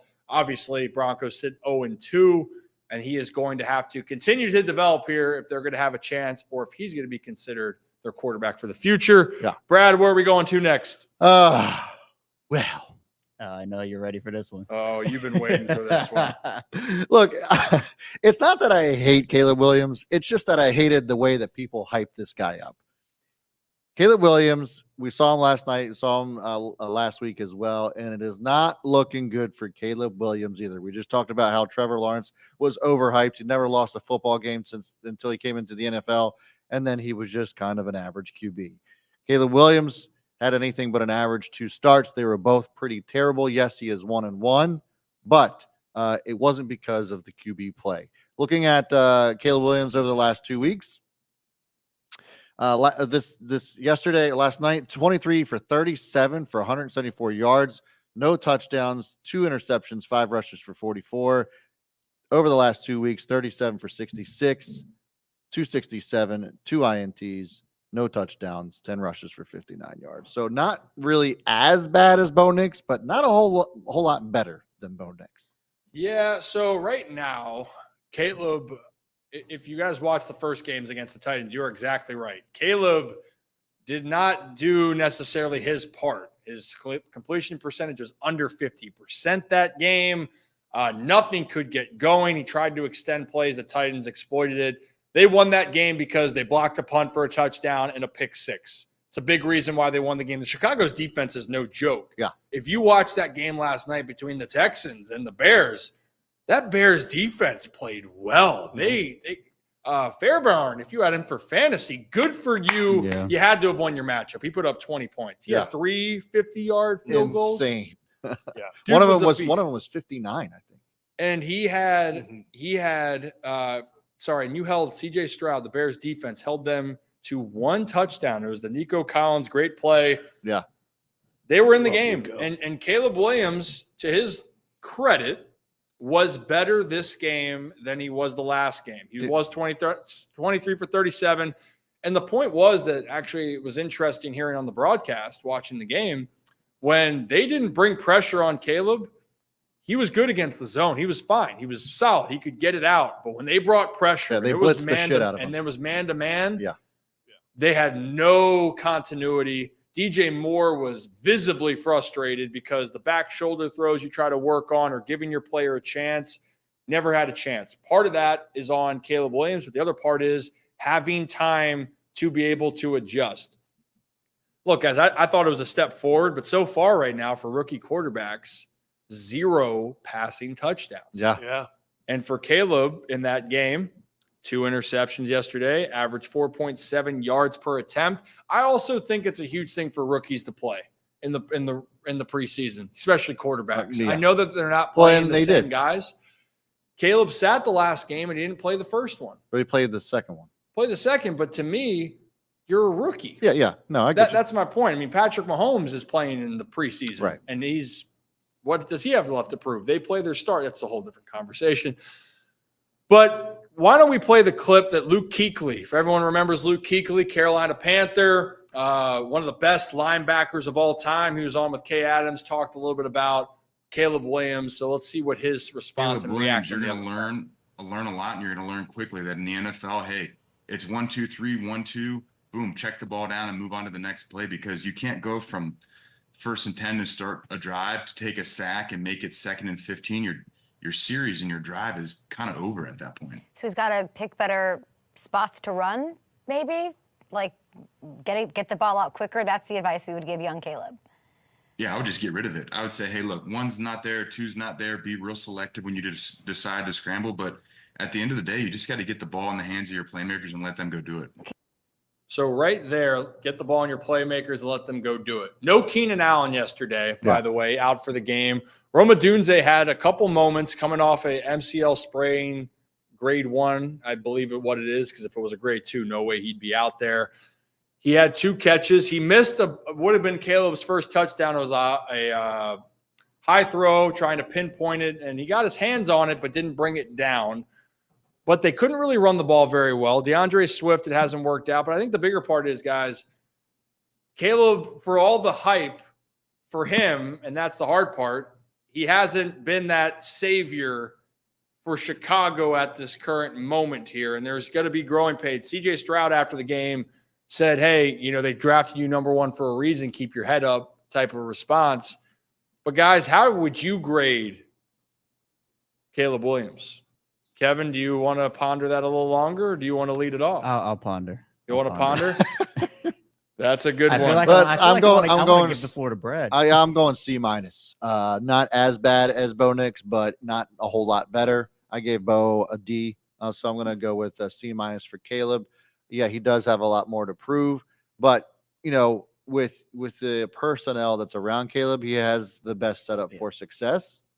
So we'll see how this goes. But so did Trevor Lawrence. So yeah, I would say Caleb definitely offensively easier. That was a lot better. They have a lot better, but I'll tell you what, DeAndre Swift still hasn't gotten going. They can't run the ball very well either at the moment. So a lot of things aren't going well, and that puts more pressure on a rookie quarterback. What helps a rookie quarterback? A good run game, not running the ball well. Zach, what you got for a grade? I'm going to go C.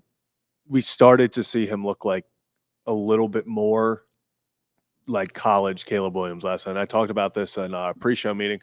He had that one interception where he broke out of the tackle and it looked like Pac-12 Caleb Williams. He does the thing where he got caught last week. Now he got out of it, and then he throws it downfield, gets interception. I will say you got to give the defender credit. Hell of a freaking play. Yeah. Backtracking. But it is one of those things. I think he's starting each week to learn. So far, has it been good? No, I'm giving him a C. But I think that you're starting to see it a little bit more. Next time when he does it, it's, hey, this is the Pac-12 anymore. You can't just chuck it 50 yards down the field, and a play is going to be made. These are NFL corners and defensive backs tracking that thing down. It's hard to do backyard football in the NFL, especially with a group you haven't done it long enough with. Yeah, unless your name's Lamar Jackson. Yeah. And even for that, and Lamar is one of one for that. Right. And that's, people couldn't tackle him in college, and people still can't tackle him in the NFL. But for Caleb, you also, for the back shoulder throws, to have trust in the wide receivers, you can just tell it's not fully there. I give a C for this right now. And by the way, when we're grading these guys out, this is not how we're expecting down the road. It's like when your parents are coming in for a conference. Right. Like, it's like, hey, we're going to do a little bit of a semester. Don't take me back. Yeah. And let me tell you what Kevin did today. Kevin brought his fish in to class here. I wish. And he didn't read Catcher in the Rye. You know, whatever it may be. You know what I used to do? I used to bring cicadas. Okay, you are what? Okay. When I was in preschool, I would pack a bug house full of cicadas, and I loved cicadas, and I would bring them in to school, and I just kind of let them out. This clears. This checks out. And now I don't like cicadas, but literally it'd be like I would collect them, I'd put them in the bug house, be literally like just full of cicadas. Because that when I was in preschool, that was when one of those big, a couple years ago when cicadas came out, and that was a big thing. Yep. After 16 years, that happened then, and so You're a menace. So what? I didn't bring my fish to school. I brought cicadas to school. Okay. You're welcome.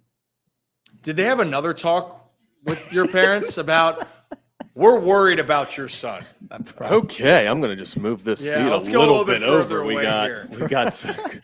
if we ever get cicadas in You know in the studio, I have a main suspect. You know what Kevin's kind of reminded me of in Harry Potter, where Dumbledore meets Tom Riddle of Voldemort for the first time. And you can tell like something's up with him. Yeah. You don't want to unlock it. And he's like, I can talk to snakes, or they come to, like I can hear them. That might be Kevin with cicadas and fish. No, in Stackhouse, this is 100% true. You can even I got into the car one time with my bug house full of cicadas. One escaped. It got onto my mom's shirt. We were on the highway. She looks down, sees a cicada on her shirt. She pulls over on the highway because she also saw one in her purse, dumped her entire purse out on the highway, and was screaming, and I was not allowed to bring cicadas to school anymore.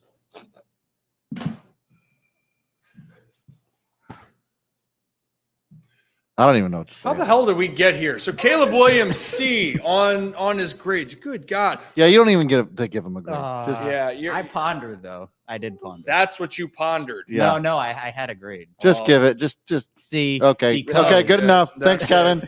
Moving on.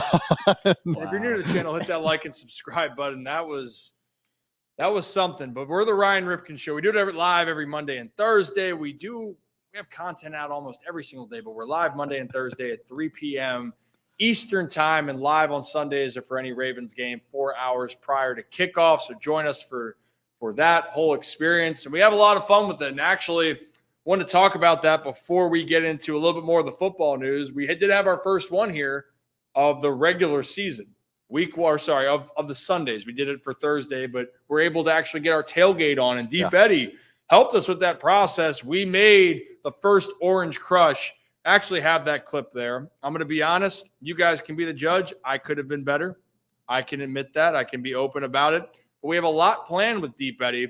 Let's play the clip of the other day here, and I'm going to pull it on the screen here for our audience of how the first Orange Crush in the studio went here, and you guys be the judge. And Zach was give Rip a grade, actually. give me a grade. All right.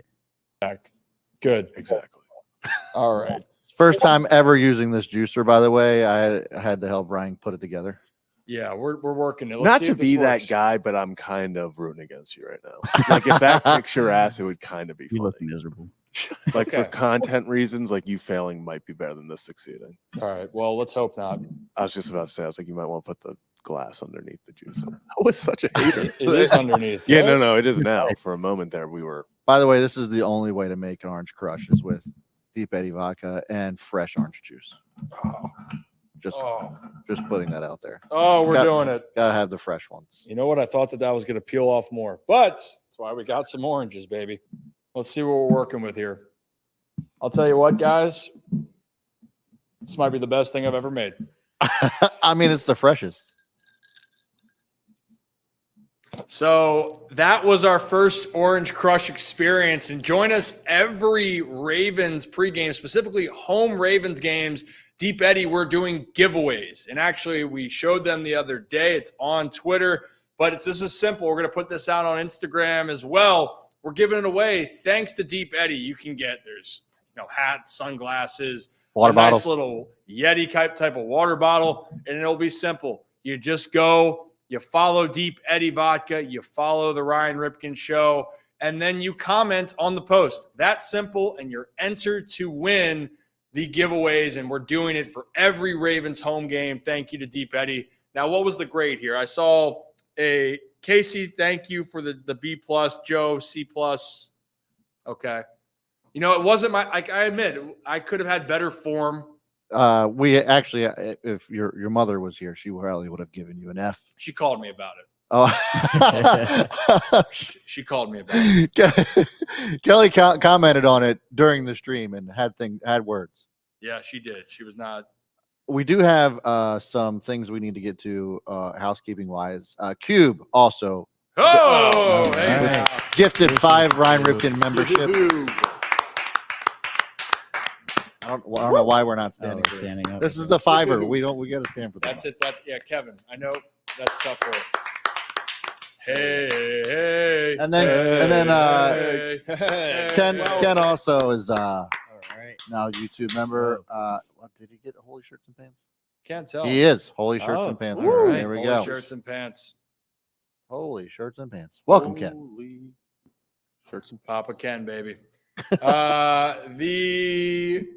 Do you know what that reference in? Hey. It's a song. Hey. I know that. I know it. I don't know what the reference is. Hey. What's the song? I have no idea. Oh, you don't know the I song? I know it is. It's like I've heard it. And I've sung it. Have you ever been to any event where you celebrate anything? I was gonna ask if he had ever seen Animal House, but obviously that's Have you been to any wedding, any celebration, a bat or bar mitzvah party? Like, I don't know, anything. Yeah, but I mean, I don't know that they don't like announce the songs they're playing. They just play the songs. It literally, it hurts me. It hurts me. But I know it. But like, I know it's a thing. That's the difference. Oh, then that makes it so much better. If I didn't know it, you'd be. We're gonna come to Kevin's the next cat birthday, and we're just gonna play all these songs. Everybody can be invited to the next cat birthday. Let's go. We'll have it at the studio. I mean, they also play the song, Kevin, in stadiums too. At certain stadiums, they'll play it. Yeah. I mean, they might even play it at Baltimore. But James Brown. Do they announce? No, not JB. Do they announce we're playing? This is the title of the song. Oh my god! And we're playing it. No, they don't. Oh no, it's not JB. I thought you were about to dump water on me. I could see the fear in his eyes when I did that. I can feel it coming in the air tonight. That song needs to be played back. So long. That they do need to play that. Oh, do. Bum, bum. Good kids. Let's keep it moving then on the show. And yes, we did, Joey C, talk about the right guard position. We talked about that whole saga. Yeah. Talked a lot about the Ravens here so far today. What else did we want to jump into? A couple things around the NFL, right, Brad? Or one more Ravens thing we didn't talk about because it was kind of, I'm not saying it was cryptic, but it kind of is because everyone looks at social media. And what does everyone do, Kevin? They panic. Yes. They panic. So a lot of people were making a big deal about a certain repost on X, Twitter, with a specific Raven, Brad. He had a great game yesterday. Yeah. Zay Flowers reposted after the game. What was a tweet? If we can pull that up, that graphic, you can see it right here. He reposted something. And if you can't read the tweet, it says second week in a row that he's had a big first half and they stopped getting him the ball in the second. And Zay Flowers reposted it. So, Kevin, that's your quote tweet on there. That is me. That is you.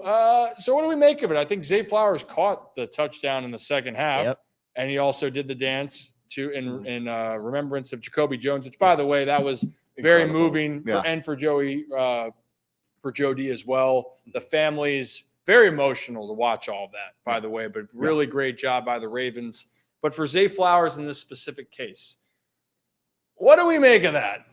Does Zay feel like he should have gotten more targets and whatnot? He played well, 91 yards and a tutty. We're gonna have like another soldier saga. That was one from of the, Hollywood Brown. Yeah, that was one of the tweets. Was the Ravens wide receiver one is complaining on social media again? Here we go. But no, I mean, we saw him get utilized the whole entire first half. The Ravens passing game plan was step one, throw to Zay Flowers, step two, repeat step one. Like that was the entire offense for them passing wise. And then we saw him get the touchdown, but then they moved away from it a little bit because they started to get the run game going. And we're like, okay, like this is great. They're starting to utilize Derrick Henry more. And we had talked about that, obviously, all of us earlier in the show. But then they got away from both. And then it just became like this mumbo jumbo of offense. And look, I mean, I'll be honest, with 2 games, I haven't been particularly impressed with Todd Monken. I think we're seeing a lot of things that we saw early in year 1 from him. And part of that is I like that they were utilizing Zay a bit more vertically this week. That was something I definitely wanted to see. We saw him with multiple big gains. But, you know, I can't figure out this offense right now. We talked a lot about the identity aspect of it. I mean, Zay obviously feels some type of way. And actually, the repost is still up. I expected him to, you know, either stand on it, somebody to swoop in and take that down. But hey, it's still up there. So he clearly feels some type of way about it. Led the team in targets yesterday with 11. That was 6 more, I believe, than any other Ravens player, 5 or 6 more than any other Ravens player. Mark Andrews came in second. So, I mean, he's getting the work.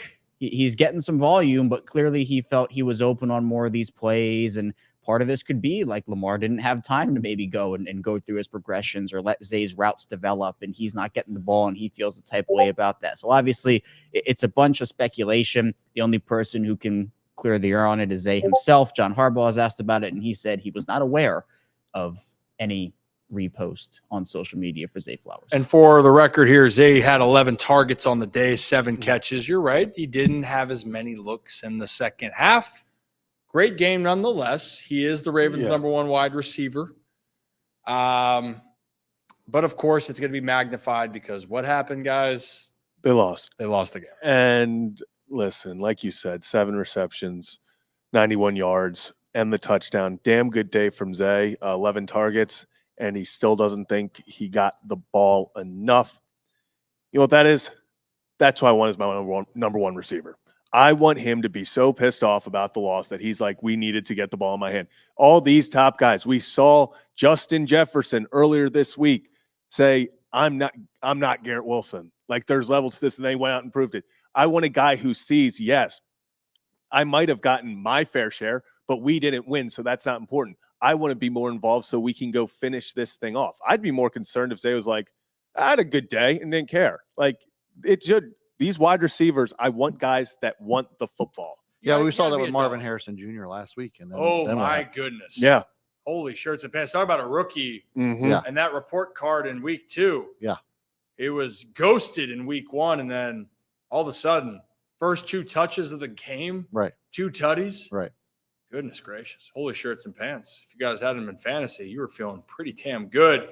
Zay Flowers, I love it. I love guys that want to go out there and punch you in the mouth. And also the fact that Justin Jefferson did say that and had a 97-yard touchdown. Dude is a beast.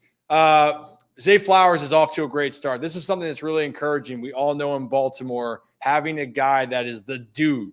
Now, Zay is not the prototypical size, but he is a guy nonetheless that can be a alpha for the Baltimore Ravens. Hey, guys, you know what? Better late than never here, by the way. You know? Because we thought we'd have him earlier. I didn't even tell you guys that he was going to hop on here. But we do have someone that did participate in the game yesterday. He was on the field. Yeah. He was having a good time. And clearly he's also trying to better himself off the field. Let's bring on long snapper and future Pro Bowl 2024 long snapper for the AFC, Mr. Nick Moore. There he is. What's going on? How's it going, guys? How's it going? Hey, man? Nick, how was orientation?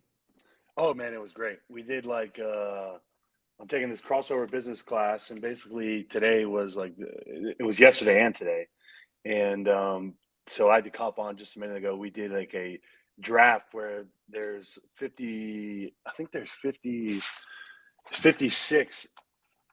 athletes that are doing this program, and we're paired up with students, and they had like 60 seconds to present a pitch, and then we had a draft order, and we got to pick our group that we got to work with for the semester. So that's awesome.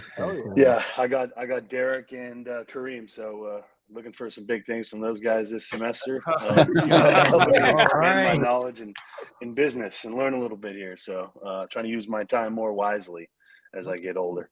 Nick Moore, just business guru. You might be a master of business by when it's all said and done, Nick. I hope so, man. I know, it's Harvard Business School, man. They say they're really good, so we're gonna find out. You'll find out because after your playing career is done, you still got to keep going on with life, and hopefully you're playing for the next 10 years or as long as you want to. Hey, Nick, I want to talk about the game, but I got to ask, have you ever thrown up on a ball? I have not. Have you seen that? Have you seen that clip? I did see the clip. Hey, you gotta love it, man. For those that haven't, we'll play it for you. The Green Bay Packers were asked in a situation, Malik Willis and Matt LaFleur, the coach, were asked about why Malik didn't throw the ball. And specifically, it was, well, I didn't feel like I should, but not because the guy wasn't open. Player was wide open. Mm-hmm. It was what was on the ball. So let's play that clip for you. And viewer discretion advised. Malik why he didn't throw the ball on that third down, and he told me that Josh threw up on the ball. I was like, that's the first time I've ever heard that. Matter of fact, the official came over to me, Sean came over to me and said, we saw your center thrown up on the ball. Do you want us to take him out next time? I said, absolutely, please do that, because, you're talking about a critical situation, and it's third down, and I've never had a throw with vomit on a football. So I don't know. I don't think Malik probably didn't appreciate that. Yeah, I don't think Malik appreciated that at all. But Nick, you've been clean on the field. Yes, fortunately I have never thrown up on the ball. I think that we would know that on a field goal kick because that would just go. Oh, that would be worst case.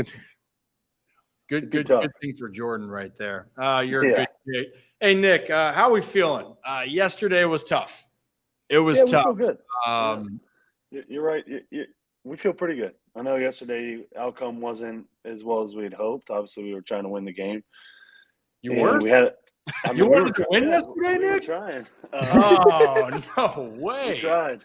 No, I thought we played really well. We just made a couple costly mistakes there at the end, and we didn't finish. We talk about it all the time, and we got to finish everything. And yesterday we just were unable to do that. So obviously we got to get better in that regard with finishing, and that's all my phase, special teams. Especially we didn't take care of the defense on that last punt, so that falls back on us. And we'll get back to work on Wednesday and try to clean all that stuff up and get ourselves ready to go for Dallas. Yeah, and also I'd say both cases, not embarrassed isn't the right word for everything. You're just more disappointed. You're pissed, right? Like it's a game you feel like you should have. Dallas actually was embarrassed out at home. They got taken behind the woodshed by the Saints, and maybe the Saints have the best offense in football. I don't know, but it's two teams that are trying to find their footing here, and specifically for you guys. I'm glad you mentioned that. It's really all phases of the game. Like, I think at each part of it, the team had a chance offensively, defensively. And I'm sure Tuck will say for him, like, I know he's got to be frustrated missing, the field goal too, right? Like it's different things. So like in your guys, like what's the how do you move past it? I kind of know the answer, but in your mind, what's the best thing you guys can do to move past it? Because some things are mental as well. We dealt with things, especially you and I. For people that don't know, Nick played baseball, by the way, played professional baseball. And talk about just your mind being in a pretzel, right? As a competitor. But talk about it on the football field. How do you wash bad taste in your mouth like it was yesterday? I think the only thing you can do is get back to work. There's nothing we can do about what happened yesterday because it's done over and done with. And now we have an opportunity we'll be in there tomorrow, watch film, correcting the mistakes that we had on Sunday. And then Wednesday, we're right back to it, preparing to play one of the better teams in the league in Dallas. And I know they had a rough game this past weekend, but they're still a top team in the NFL. So it's going to be a tough challenge for all of us, especially on special teams. They're really good. They've historically been really, really good on special teams. They they're very aggressive when it comes to punt block and on their punt return. So they, it's going to be a busy week for me personally. Yeah, baby. It's going to be a fun physical game. It's going to be a great environment in Dallas. So, that's where our eyes are now. We just, yesterday hurt. Yesterday was unfortunate because we had a 10-point lead there and we're unable to hold on to it. But like I said, there's nothing we can do now. So we're going to go watch the tape and we're going to attack all the problems that we had and we're going to try to correct them and get them fixed moving forward. So, we're only 2 games into the year. There's plenty of teams that have started 0-2 and finished well above 500. So I still think there's a lot to be proud of. Like I said last week, there's a lot of excitement coming our way. We got to work on a couple of things here and there, but overall, I think we're the Baltimore Ravens. We're a great football team. So we're going to get it fixed up. And we're going to get back out there and put the product on the field that you and all the fans of Baltimore deserve. So we'll be ready. Wait, Nick, are you saying that the season's not over because of 2 games? No, the media will like to. I actually just wrote that down. I just wrote that down in my notes. Well, Nick Moore calls 2024 a season. We got to update our content because we were planning on stop covering the team if the season was over. We still got a lot of ball left to play, man. A lot of ball to be had. So, we're still excited as we were 2 weeks ago before the season started. So we'll be ready to rock. Yeah, you will be ready. I mean, look, it's just. I got a question. Oh, Brad's got a question. What's up, my man? Hello, Bradley. I recognize that background, by the way. Yes. Anyways, I was going to ask. So, a lot of conversations happen around preseason about who plays, who doesn't play, and whatnot. I mean, Patrick Mahomes, the Chiefs, a lot of starters ended up playing in the preseason, and it almost kind of seems like it's not just the Ravens, but like league wide. The first 2 weeks over the last several years have been like almost these 2 weeks are preseason because we're seeing how the Bengals last 3-4 years have gone 0-2 or 1-1. I think, what is it? 1-9. The Bengals have gone. So under Zach Taylor in the first 2 weeks. Yeah. Kevin? So, but then 1-11. And then they figured out because in the past it was 0-2 means that you're just not even making the playoffs. Where now it's a little bit different because of the way that things kind of develop over the rest of the season. So, is it more of a what the hell was that?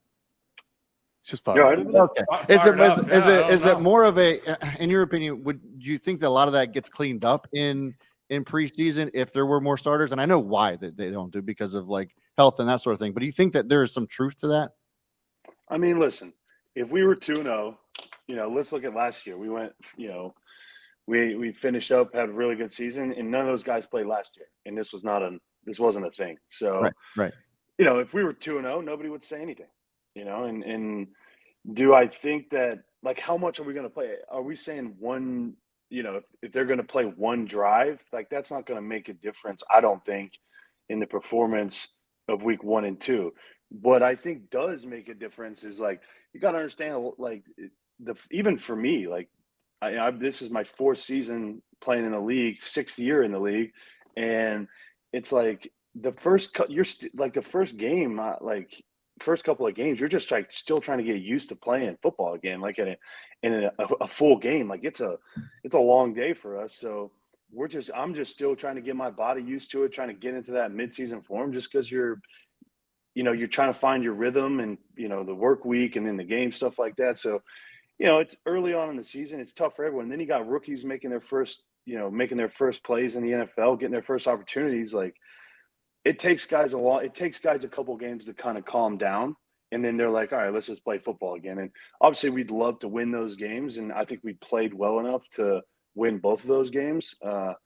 Just weren't able to finish those games, and that's what I think you definitely miss from not playing in the preseason. But, like, no one's playing in the end of the game. Like, it's not, the starters aren't going to play the whole game, so It's not fair, like, oh yeah, we would be 2-0 if those guys had taken reps in the preseason. I don't believe that, because what we do in practice and the joint practice we have with Green Bay, like, that is, to me, those are harder than the preseason games. The preseason games very vanilla in the sense that like the playbook's very small, you know, especially from like a special team standpoint. Like we had that one incident I had in Atlanta wasn't even a punt rush. So like we had 0 punt rushes in 3 games in the preseason. So everyone's they're trying to see if, you know, this rookie or this second year guy can show up on the tape on special teams. They can block a guy one-on-one downfield. They can understand the return. They can protect the punt. They can, you know, everyone was kind of learning that new kickoff this year. So it's more about just everyone's just kind of get comfortable with themselves.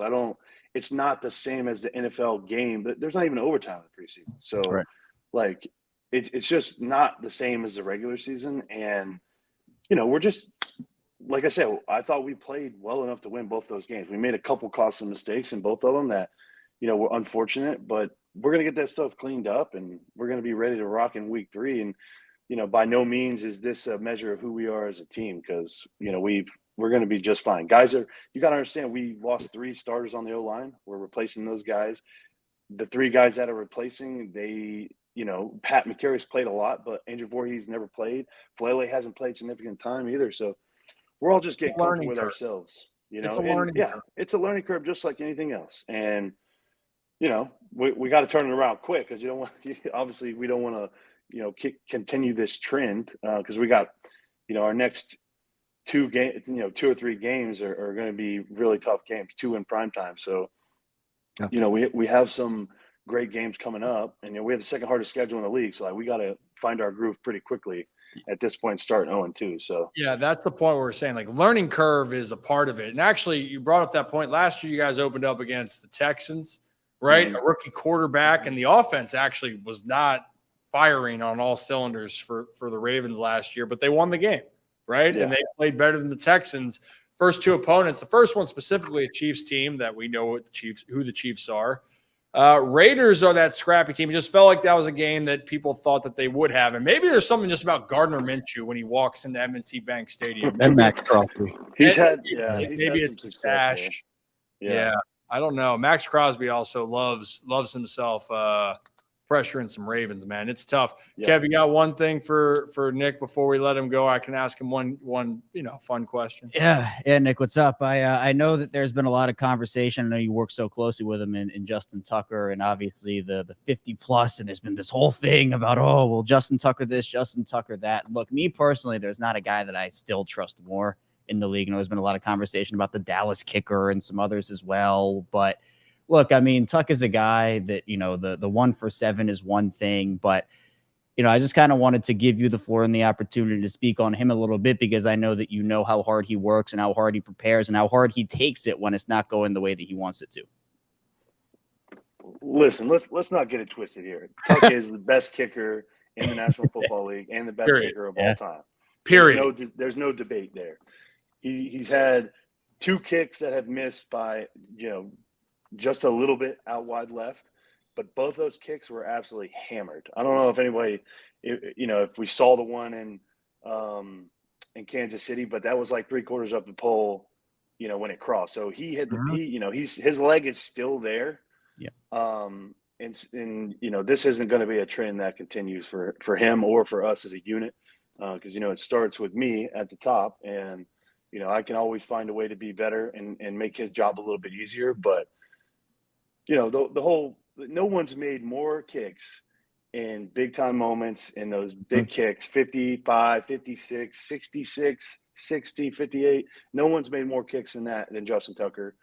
And we're going to get that shit fixed, and we're going to be rocking and rolling on all cylinders in Dallas, and we're going to turn it around really fast. I mean, everyone's counting out already, missed 2 kicks. Like, those are tough kicks, man. Yeah. Like, I don't know if you guys saw it, but literally right before we went out for that kick was when the referee passed out, had a seizure on the sideline right next to us. Yeah. That was wild. Yeah, that was crazy. And literally a minute, not like a minute in real time later, we're out there kicking a 56-yarder outside. So, you know, he hammered that ball just slightly, you know, it just went left, and he kind of pulled it a little bit. But I don't think that's going to be a problem. It's not going to be a problem. And Tuck's going to be Tuck. He's going to continue to be his thing. And I mean, dude, we missed 2 kicks in kind of early on in 2021, and he had the second best year of his career. And we had the longest, in the same game against Detroit, we missed I can't remember if it was 50 or 48. I think it was 48, right, Hash? But, he's, like I said earlier, we're still getting into that form, and we're going to be just fine. Hey, we appreciate you telling us that, Nick. And we don't know worry about that. I think we're not worried about Tuck. I mean, look at the guy. He's the best kicker statistically that the NFL has ever seen. Yeah. Like that's not, I'm being biased. That's just a fact. He has been. Insane. And I know that everyone is getting caught up on that whole 1 for 7. And look, I get it, but the game's on the line. Tuck, the only time was it one moment, even when, what was it, the 60? He's going to try to even break his own record. What was that? The one kick that was just short? Jacksonville. In Jacksonville. But even when he went up there, I'm like, dude, he's knocking it through. That's why I made it off the foot. Looked good. It looked good. Like, that's the amount of confidence, and you can't say that around the league. You can't. No. It's still Tuck. Listen. It's Tuck. Yeah. And everybody else still. Yeah. And last thing, real fast, is I love, Nick, that you brought up Tucker did miss a field goal in that 66-yard game winner. So, big moment. It doesn't matter how many he's missed that day, how many he's missed earlier in the season. Game on the line. I want Justin Tucker kicking the field goal. 100%. Send 9 out there. Send 46 to snap that puppy. That's right. Too. Exactly. Damn right. Get it right and get it tight, Nick. There's not a football person outside of maybe Chiefs fans that would pick anyone else in a game-winning situation than Justin Tucker. Yeah. There's not a football fan, coach, player, personality, an analyst, name it, that's not going to pick 9 to kick a game-winning field goal if their life's on the line. So that's it. That's all you have to say. I can't. That's going to be a poll we're going to put out there on social media. You got a kicker to choose. Oh yeah, I like that poll. You got the death beams pointed at the earth. Who are you taking? Listen. Iguodala. Iguodala, yeah. Iguodala, Nick. Hey, it's still early, bro. It's nice weather. Balls are squishy. The sun's out. It's hot. Hey, just give us some time. Yeah, were you okay down? All these guys are raving. What do you mean? I was good. It was a little bit hot for you. I know you had to bulk up. Squishy balls. Okay hey, whoa! Now watch yourself. No. Watch yourself. I didn't say you're not fit. I said you had to bulk up a little bit. You're a unit. You're a unit. I got to block some big guys, man. I don't know if you saw, but Christian Wilkins was out there. He was back. Yeah. He took it easy on me. Thank goodness yesterday. Yeah. Did you guys ever talk? You ever make up from that game? No. I don't even know if he probably doesn't even remember. He might. He didn't say anything yesterday if he does remember, but I like to hold my own, so a little extra weight helps. Hell yeah. You got to. Wilkins a beast too. Yeah. Hey, you never been to like a wedding or an event? We'll leave, then you can leave and get you out of here. Where they're like, that song that's like, hey. Oh yeah. Hey. Wedding Crasher song. Yeah, exactly. But you know what that song's called? Hey, hold on. Oh wait. Oh my God. Wait a minute. You've been so good to me. Oh, now you're giving him hints. Do you still do you know it? I Do you don't know know it, Kevin? Oh, it was Nick. See, you know the song, It's Nick, Shout. Right? But they don't. You know they you don't make it Shout. Shout. Dang it, Oh, wait, I knew that why now that you said it. For some reason, I kept thinking in my head like the song is like y'all or something like hey yeah, but it's not. That's Outcast. Hey, Nick. yeah. That's hey. No, I know that, bro. Hey, yeah. But I knew it was one word, and it was like on the tip of my tongue, and I just couldn't get it out. Nick, I couldn't hey, shout. yeah, I couldn't 2 shout words. it out, if you will. Hey, No, he said "yeah," like just the one word. Yeah, what he I said said. y'all like hey y'all, like hey yeah. So Somebody commented on your PPD app. They like the PPD app. oh, what'd they say? Let me see. Let me look at the chat. They just said that it was. They loved it. Oh, comments. Said you're a beast. Yeah, PBD is the best, man. Changed my life. So There you go. Hell yeah, man. Hell yeah. Anything else you want to talk about before we get on out of here, Nick? Any thoughts, concerns? one of these days I'm gonna get in the studio. Oh, okay. No Sure. concerns right now. I am, dude. This was the only day for my class that we had that I'm taking. We only have 2 days where we actually have to like do like this type stuff where we have like time specific things that we have to do, and today and yesterday. And then the last day when I do my final. So Okay, well, we'll get you down here. Oh, I meant to ask, dude, what the hell is Brock Bowers on? That dude is a beast. That's a dog right there, baby. Oh my gosh, Player, dude! And I mean dog like a Georgia Bulldog, but he's also a dog. But he also, dude, he's a. I mean, dude, he won the the Mackey Award in college. He won that thing twice, 2 years in a row. Like he was number 4 pick in the draft for a reason. So he was he 4? No, he wasn't. It wasn't 4, Nick. Come I thought on. he was number 4. No, but he won. It was 4. Is he 14? He was, I think, Whatever. 10? He was early, dude, in the draft. Early. Okay, He was right when Nick 13th. 13th. It was the right? 4th pick that Nick watched. It was the 4th pick. Yeah, no, I watched the whole draft, the whole first round. Okay, no, Brock's a good player, man. They were scheming him up good yesterday. They gave him good routes. They gave him good. They put him in good positions to make good plays. Garner made some good throws to him. So he's a hell of an athlete. So I mean, it's the Georgia Bulldogs, man. We just breed them different down there, bro. Your dogs though barely could get by Kentucky though. Listen, I don't know. Listen here, bro. Let me just tell you. Let me just learn you something real quick here. Learn me something. Come on, put it on me. Listen, it's hard to win the SEC on the road at night. I'm just going to tell you from experience, it's very difficult. And if that was an NFL game and the Chiefs beat the Panthers 13-12, no one would say, "Oh, the Chiefs have lost a step," because winning is the only thing that matters. But in college, you have to win by 600 points to say that they're the best team in the country. Like this, when Georgia beat Florida State 63-3 last year, and everyone's like, "Well, Florida State didn't play anybody." Well, dude, they still got Division I athletes on the field, and no one, you want to make them feel better that they got their asses kicked by the Dogs.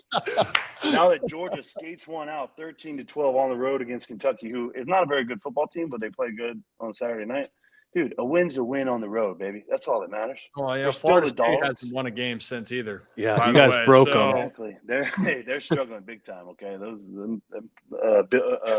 have new practice. Norvell is having a tough time down there. Yeah, he is. They're not a very good football team. We you know what? You're gonna have to give us an on the road story in the future for in the NFL. I want like best on the road NFL story, and I want best on the road college football story. Like. You're on the road. You're talking about how it's tough there. People are starting to murmur. I can learn you about Auburn right now. You want us to enlighten us on Auburn? Yeah, just real quick.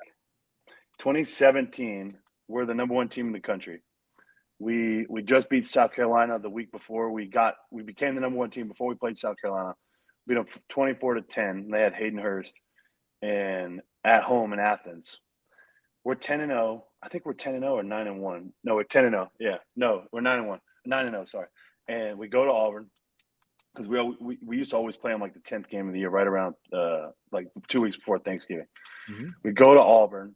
We're number 1 team in the country. I think they were like 9, 8, 9, somewhere in there. They were like maybe number 10. Like they were also top 10.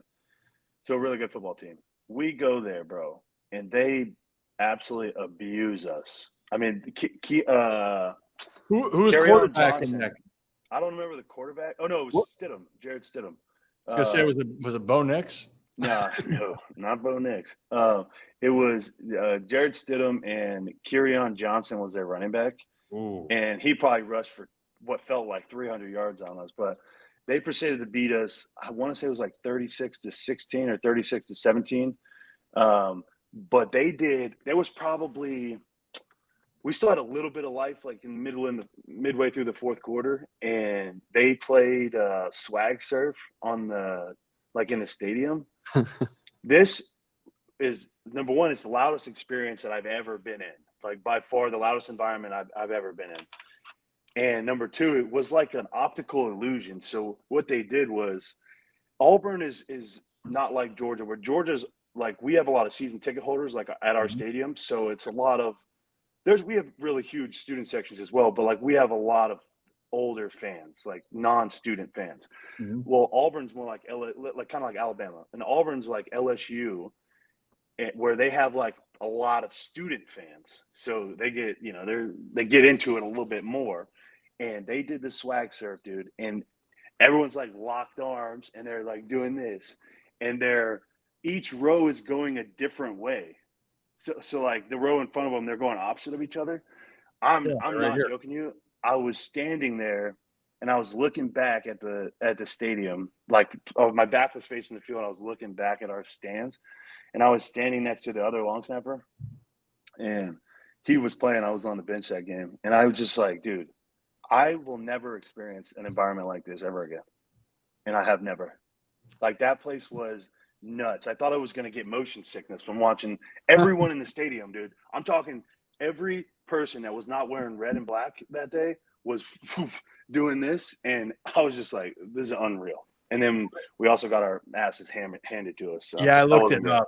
I looked it up. You were number one. That was your first loss, really taken behind the woodshed, not even competitive. Yeah, no, 40 it to was 17. 40 to 17. Jared Stidham was 16 for 23, 214 yards, 3 tutties. Yeah. Kieran Johnson ran for 167 yards, had 30 carries. He also then caught 66 yards receiving and another touchdown. Yeah. It's okay, though. Keep scrolling down on that schedule for 3 weeks later when we play them in December in the SEC championship. Look at those stats. 28-7 on the ass. Wow. I don't have my SEC championship ring. It's upstairs. Oh, we get it, dude. You played in the Rings SEC. don't lie, baby. Rings don't lie. Rings don't lie. That thing's like this big, bro. Look, that's what we need. We need one. The Super Bowl ones out. They're like this big. So we need to get like a. We need you to get one of those. Yeah, I know. You and the boys. Bring it on home. We're working, guys. We're working. It's a work in progress. Damn right. It always is, man. Look at last year.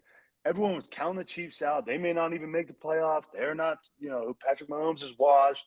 They're this, they're that. Yep. They get it together in week 17 and they win the Super Bowl. Okay? We're going to be just fine. Hey, the Raiders beat them last year too. Exactly. And that was on Christmas. And that was before they had Christian Wilkins. Okay? Yeah. Nick Moore's kryptonite, Christian Wilkins. So what you're saying is, Nick, the Ravens are fine.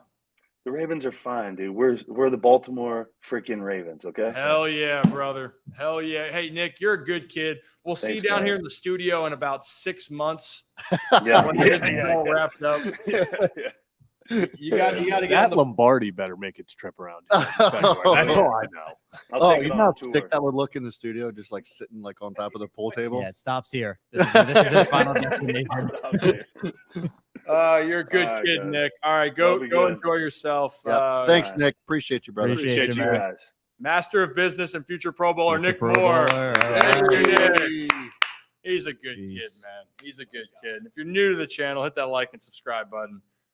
Oh, it's fun getting him going. I know. I love getting him any going Georgia on. Bulldogs. Anytime you bring up Georgia, Nick goes to a different level. There's football talk, and then there's SEC football talk with Nick Moore, and he'll let you know how he feels. Yeah, I need a 46 jersey too, actually.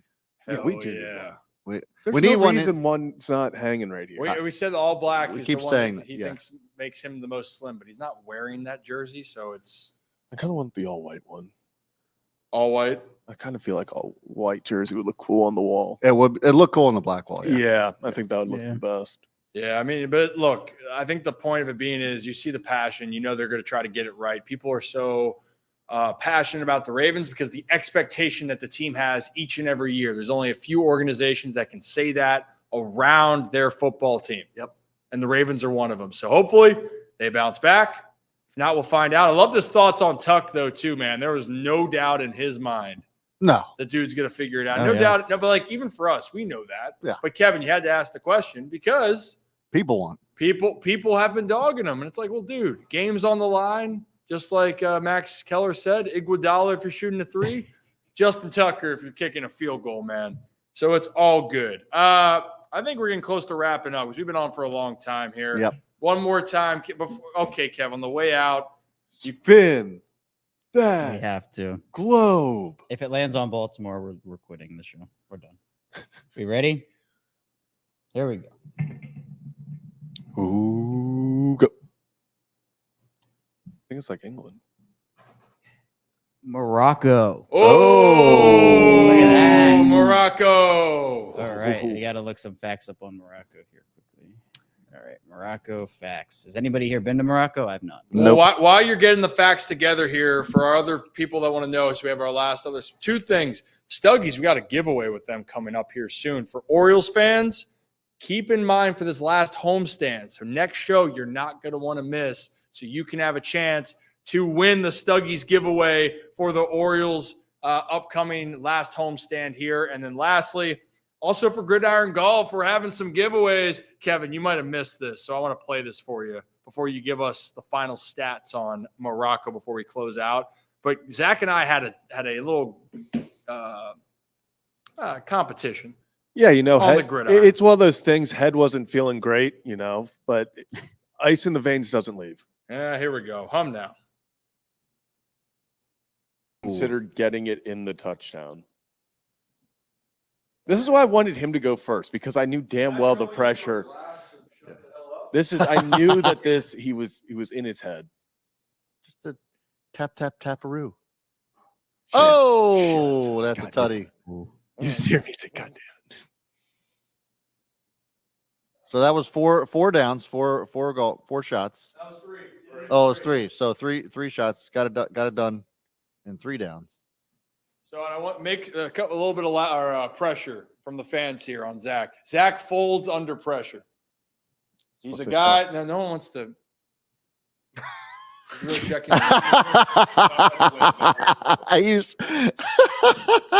Gotta make sure Yeah, what's the Earth's rotation speed like here? So here's the thing, though. Zach's a guy that is all show, no game. This is exactly what we're talking about. We're just trying to play a simple game for our friends. Bolly's gonna choke. This is gonna be the most disappointing. Some of the comments. Put the damn thing. Nice, Oh, man. Really good. Kevin, don't give up. Now you're blocking. Now you're blocking it now. Now you're effed. That's what they said, Kevin. Yep. Just tap it in. Just tap-aroo. Oh, Really oh, good. that was Stay right there. That was actually a good. Stay right there. No, he's doing great. You're doing great. You're a good kid. I don't care what the chat's saying about you right now. Hey, it's all. You're a good kid. Hey, it's all in the hips. Oh, no! You have to make one more this shot to tie it up. And there's a lot of people are starting to murmur, Brad. A lot of people are starting to murmur that he can't do it. Oh, it's gonna angle it in. That's an interesting approach. I know. To see what I would have done is I would have at least just knocked that ball out You know with what my I second would've done shot. too? Yeah, so that's the thing is I did miss. I did try to do that.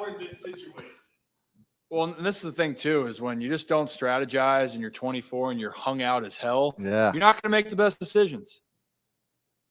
Oh, no. Oh, okay. All right. They hated on it, Kevin. Just hit the damn Just hit ball. the damn ball. We're on the same page, Brad. Yeah. And I had to calm everyone down. This is longer than my stories. Oh, he got it. You made it. No way. No way. Oh, I'd lost all faith. Kevin, they From the downed corner it. of the end zone. No way.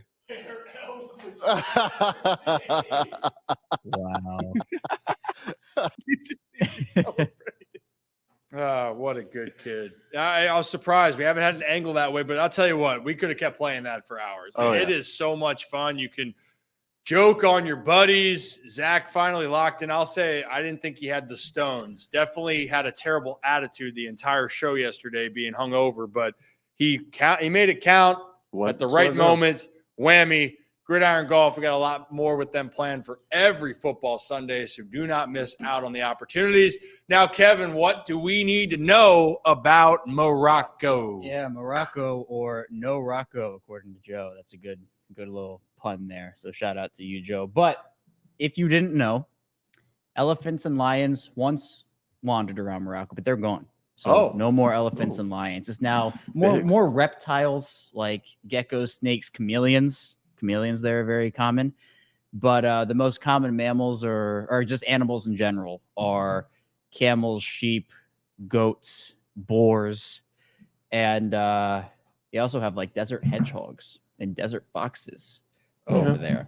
What else do we got here? They have a lot of like, what are these called? You had all this time. Yeah, I was locked in on watching for the Zach thing, but they have old fortresses that are built from palm tree fibers and mud that are alongside the This is riveting. riverbanks. They have the high Atlas Mountains over there. All right. And They got good food. Okay. Good food. All right. Kevin. That's the end. Kevin, that's just Kevin. 34 million people. Cicadas. Do they have cicadas there? They do not. Kevin, that's why Kevin's. How about Morocco is disappointing. home to the oldest educational institution in existence, Kevin? How do I look this up? Kevin said they have also goats. looking at it. Kevin said they have goats. Yeah, well, that's what the people needed to know. We were getting the mammals on the. Kevin, honestly, Morocco can celebrate 3 separate New Years. They have the Gregorian calendar, the Amazon. Yeah, this is the shit we were looking for, Kev. This is you look camels. They used to have. Not even. It is one of They only, used to have elephants Yeah. on. It is only one lore. of 3 It's the countries that border lore. both the Atlantic and Mediterranean Oceans. Like, dude, this okay, is the, well, they have mountains that are subject to earthquakes and Oh. periodic droughts and windstorms. Is that what we're looking for? No. They speak Arabic over there with some French. Oh damn! I wish we got that on. Direct hit. Real fast. Sean McVay just talked, and Cooper Kupp might end up on the IR. No. oh Is my that season, goodness. season or just like No, it's so. Well, he's expected to miss an extended period of time and is a candidate for injured reserve. So I'd assume it's probably sitting on that 4 to 5 weeks. God damn it. Ooh, caught it. Ravens legend Demarcus Robinson, number 1 receiver over there. Yep, and got him in fantasy. Yeah, I did. throw Mr. Oh, I did Robert too. back. All right, well, let's get on out of here, though, guys. And if you're new to the channel, hit that like and subscribe button. We'll put the audio out. And Breaking news: the Ravens are signing veteran defensive lineman Chris Wormley welcome, to their practice welcome squad. back. Welcome back, Chris. He's traded to the Pittsburgh Steelers back in the day. Back to Wow. Ravens, Pittsburgh, back to Baltimore. Crazy. Is that it? To the practice. Do you think he knows that elephants used to be in Morocco? If He does if he tunes doesn't, in. someone should tell him. If you because don't it's know, important information. now you know. But hey, everyone out there, hit that like and subscribe button. And also, we'll be back on Thursday at 3 p.m. Eastern time for the Ryan Ripken Show. Brad, let's cue the music. Now. Zach, do you want to hand me the hat or you want to wear the hat? I'm with it. For everyone here at the Ryan Ripken Show, we appreciate you as always. Of course, have a day, have a night. We'll be back on Thursday for a brand new edition, but check out the channel for more content. We love you guys. Be good. Be safe.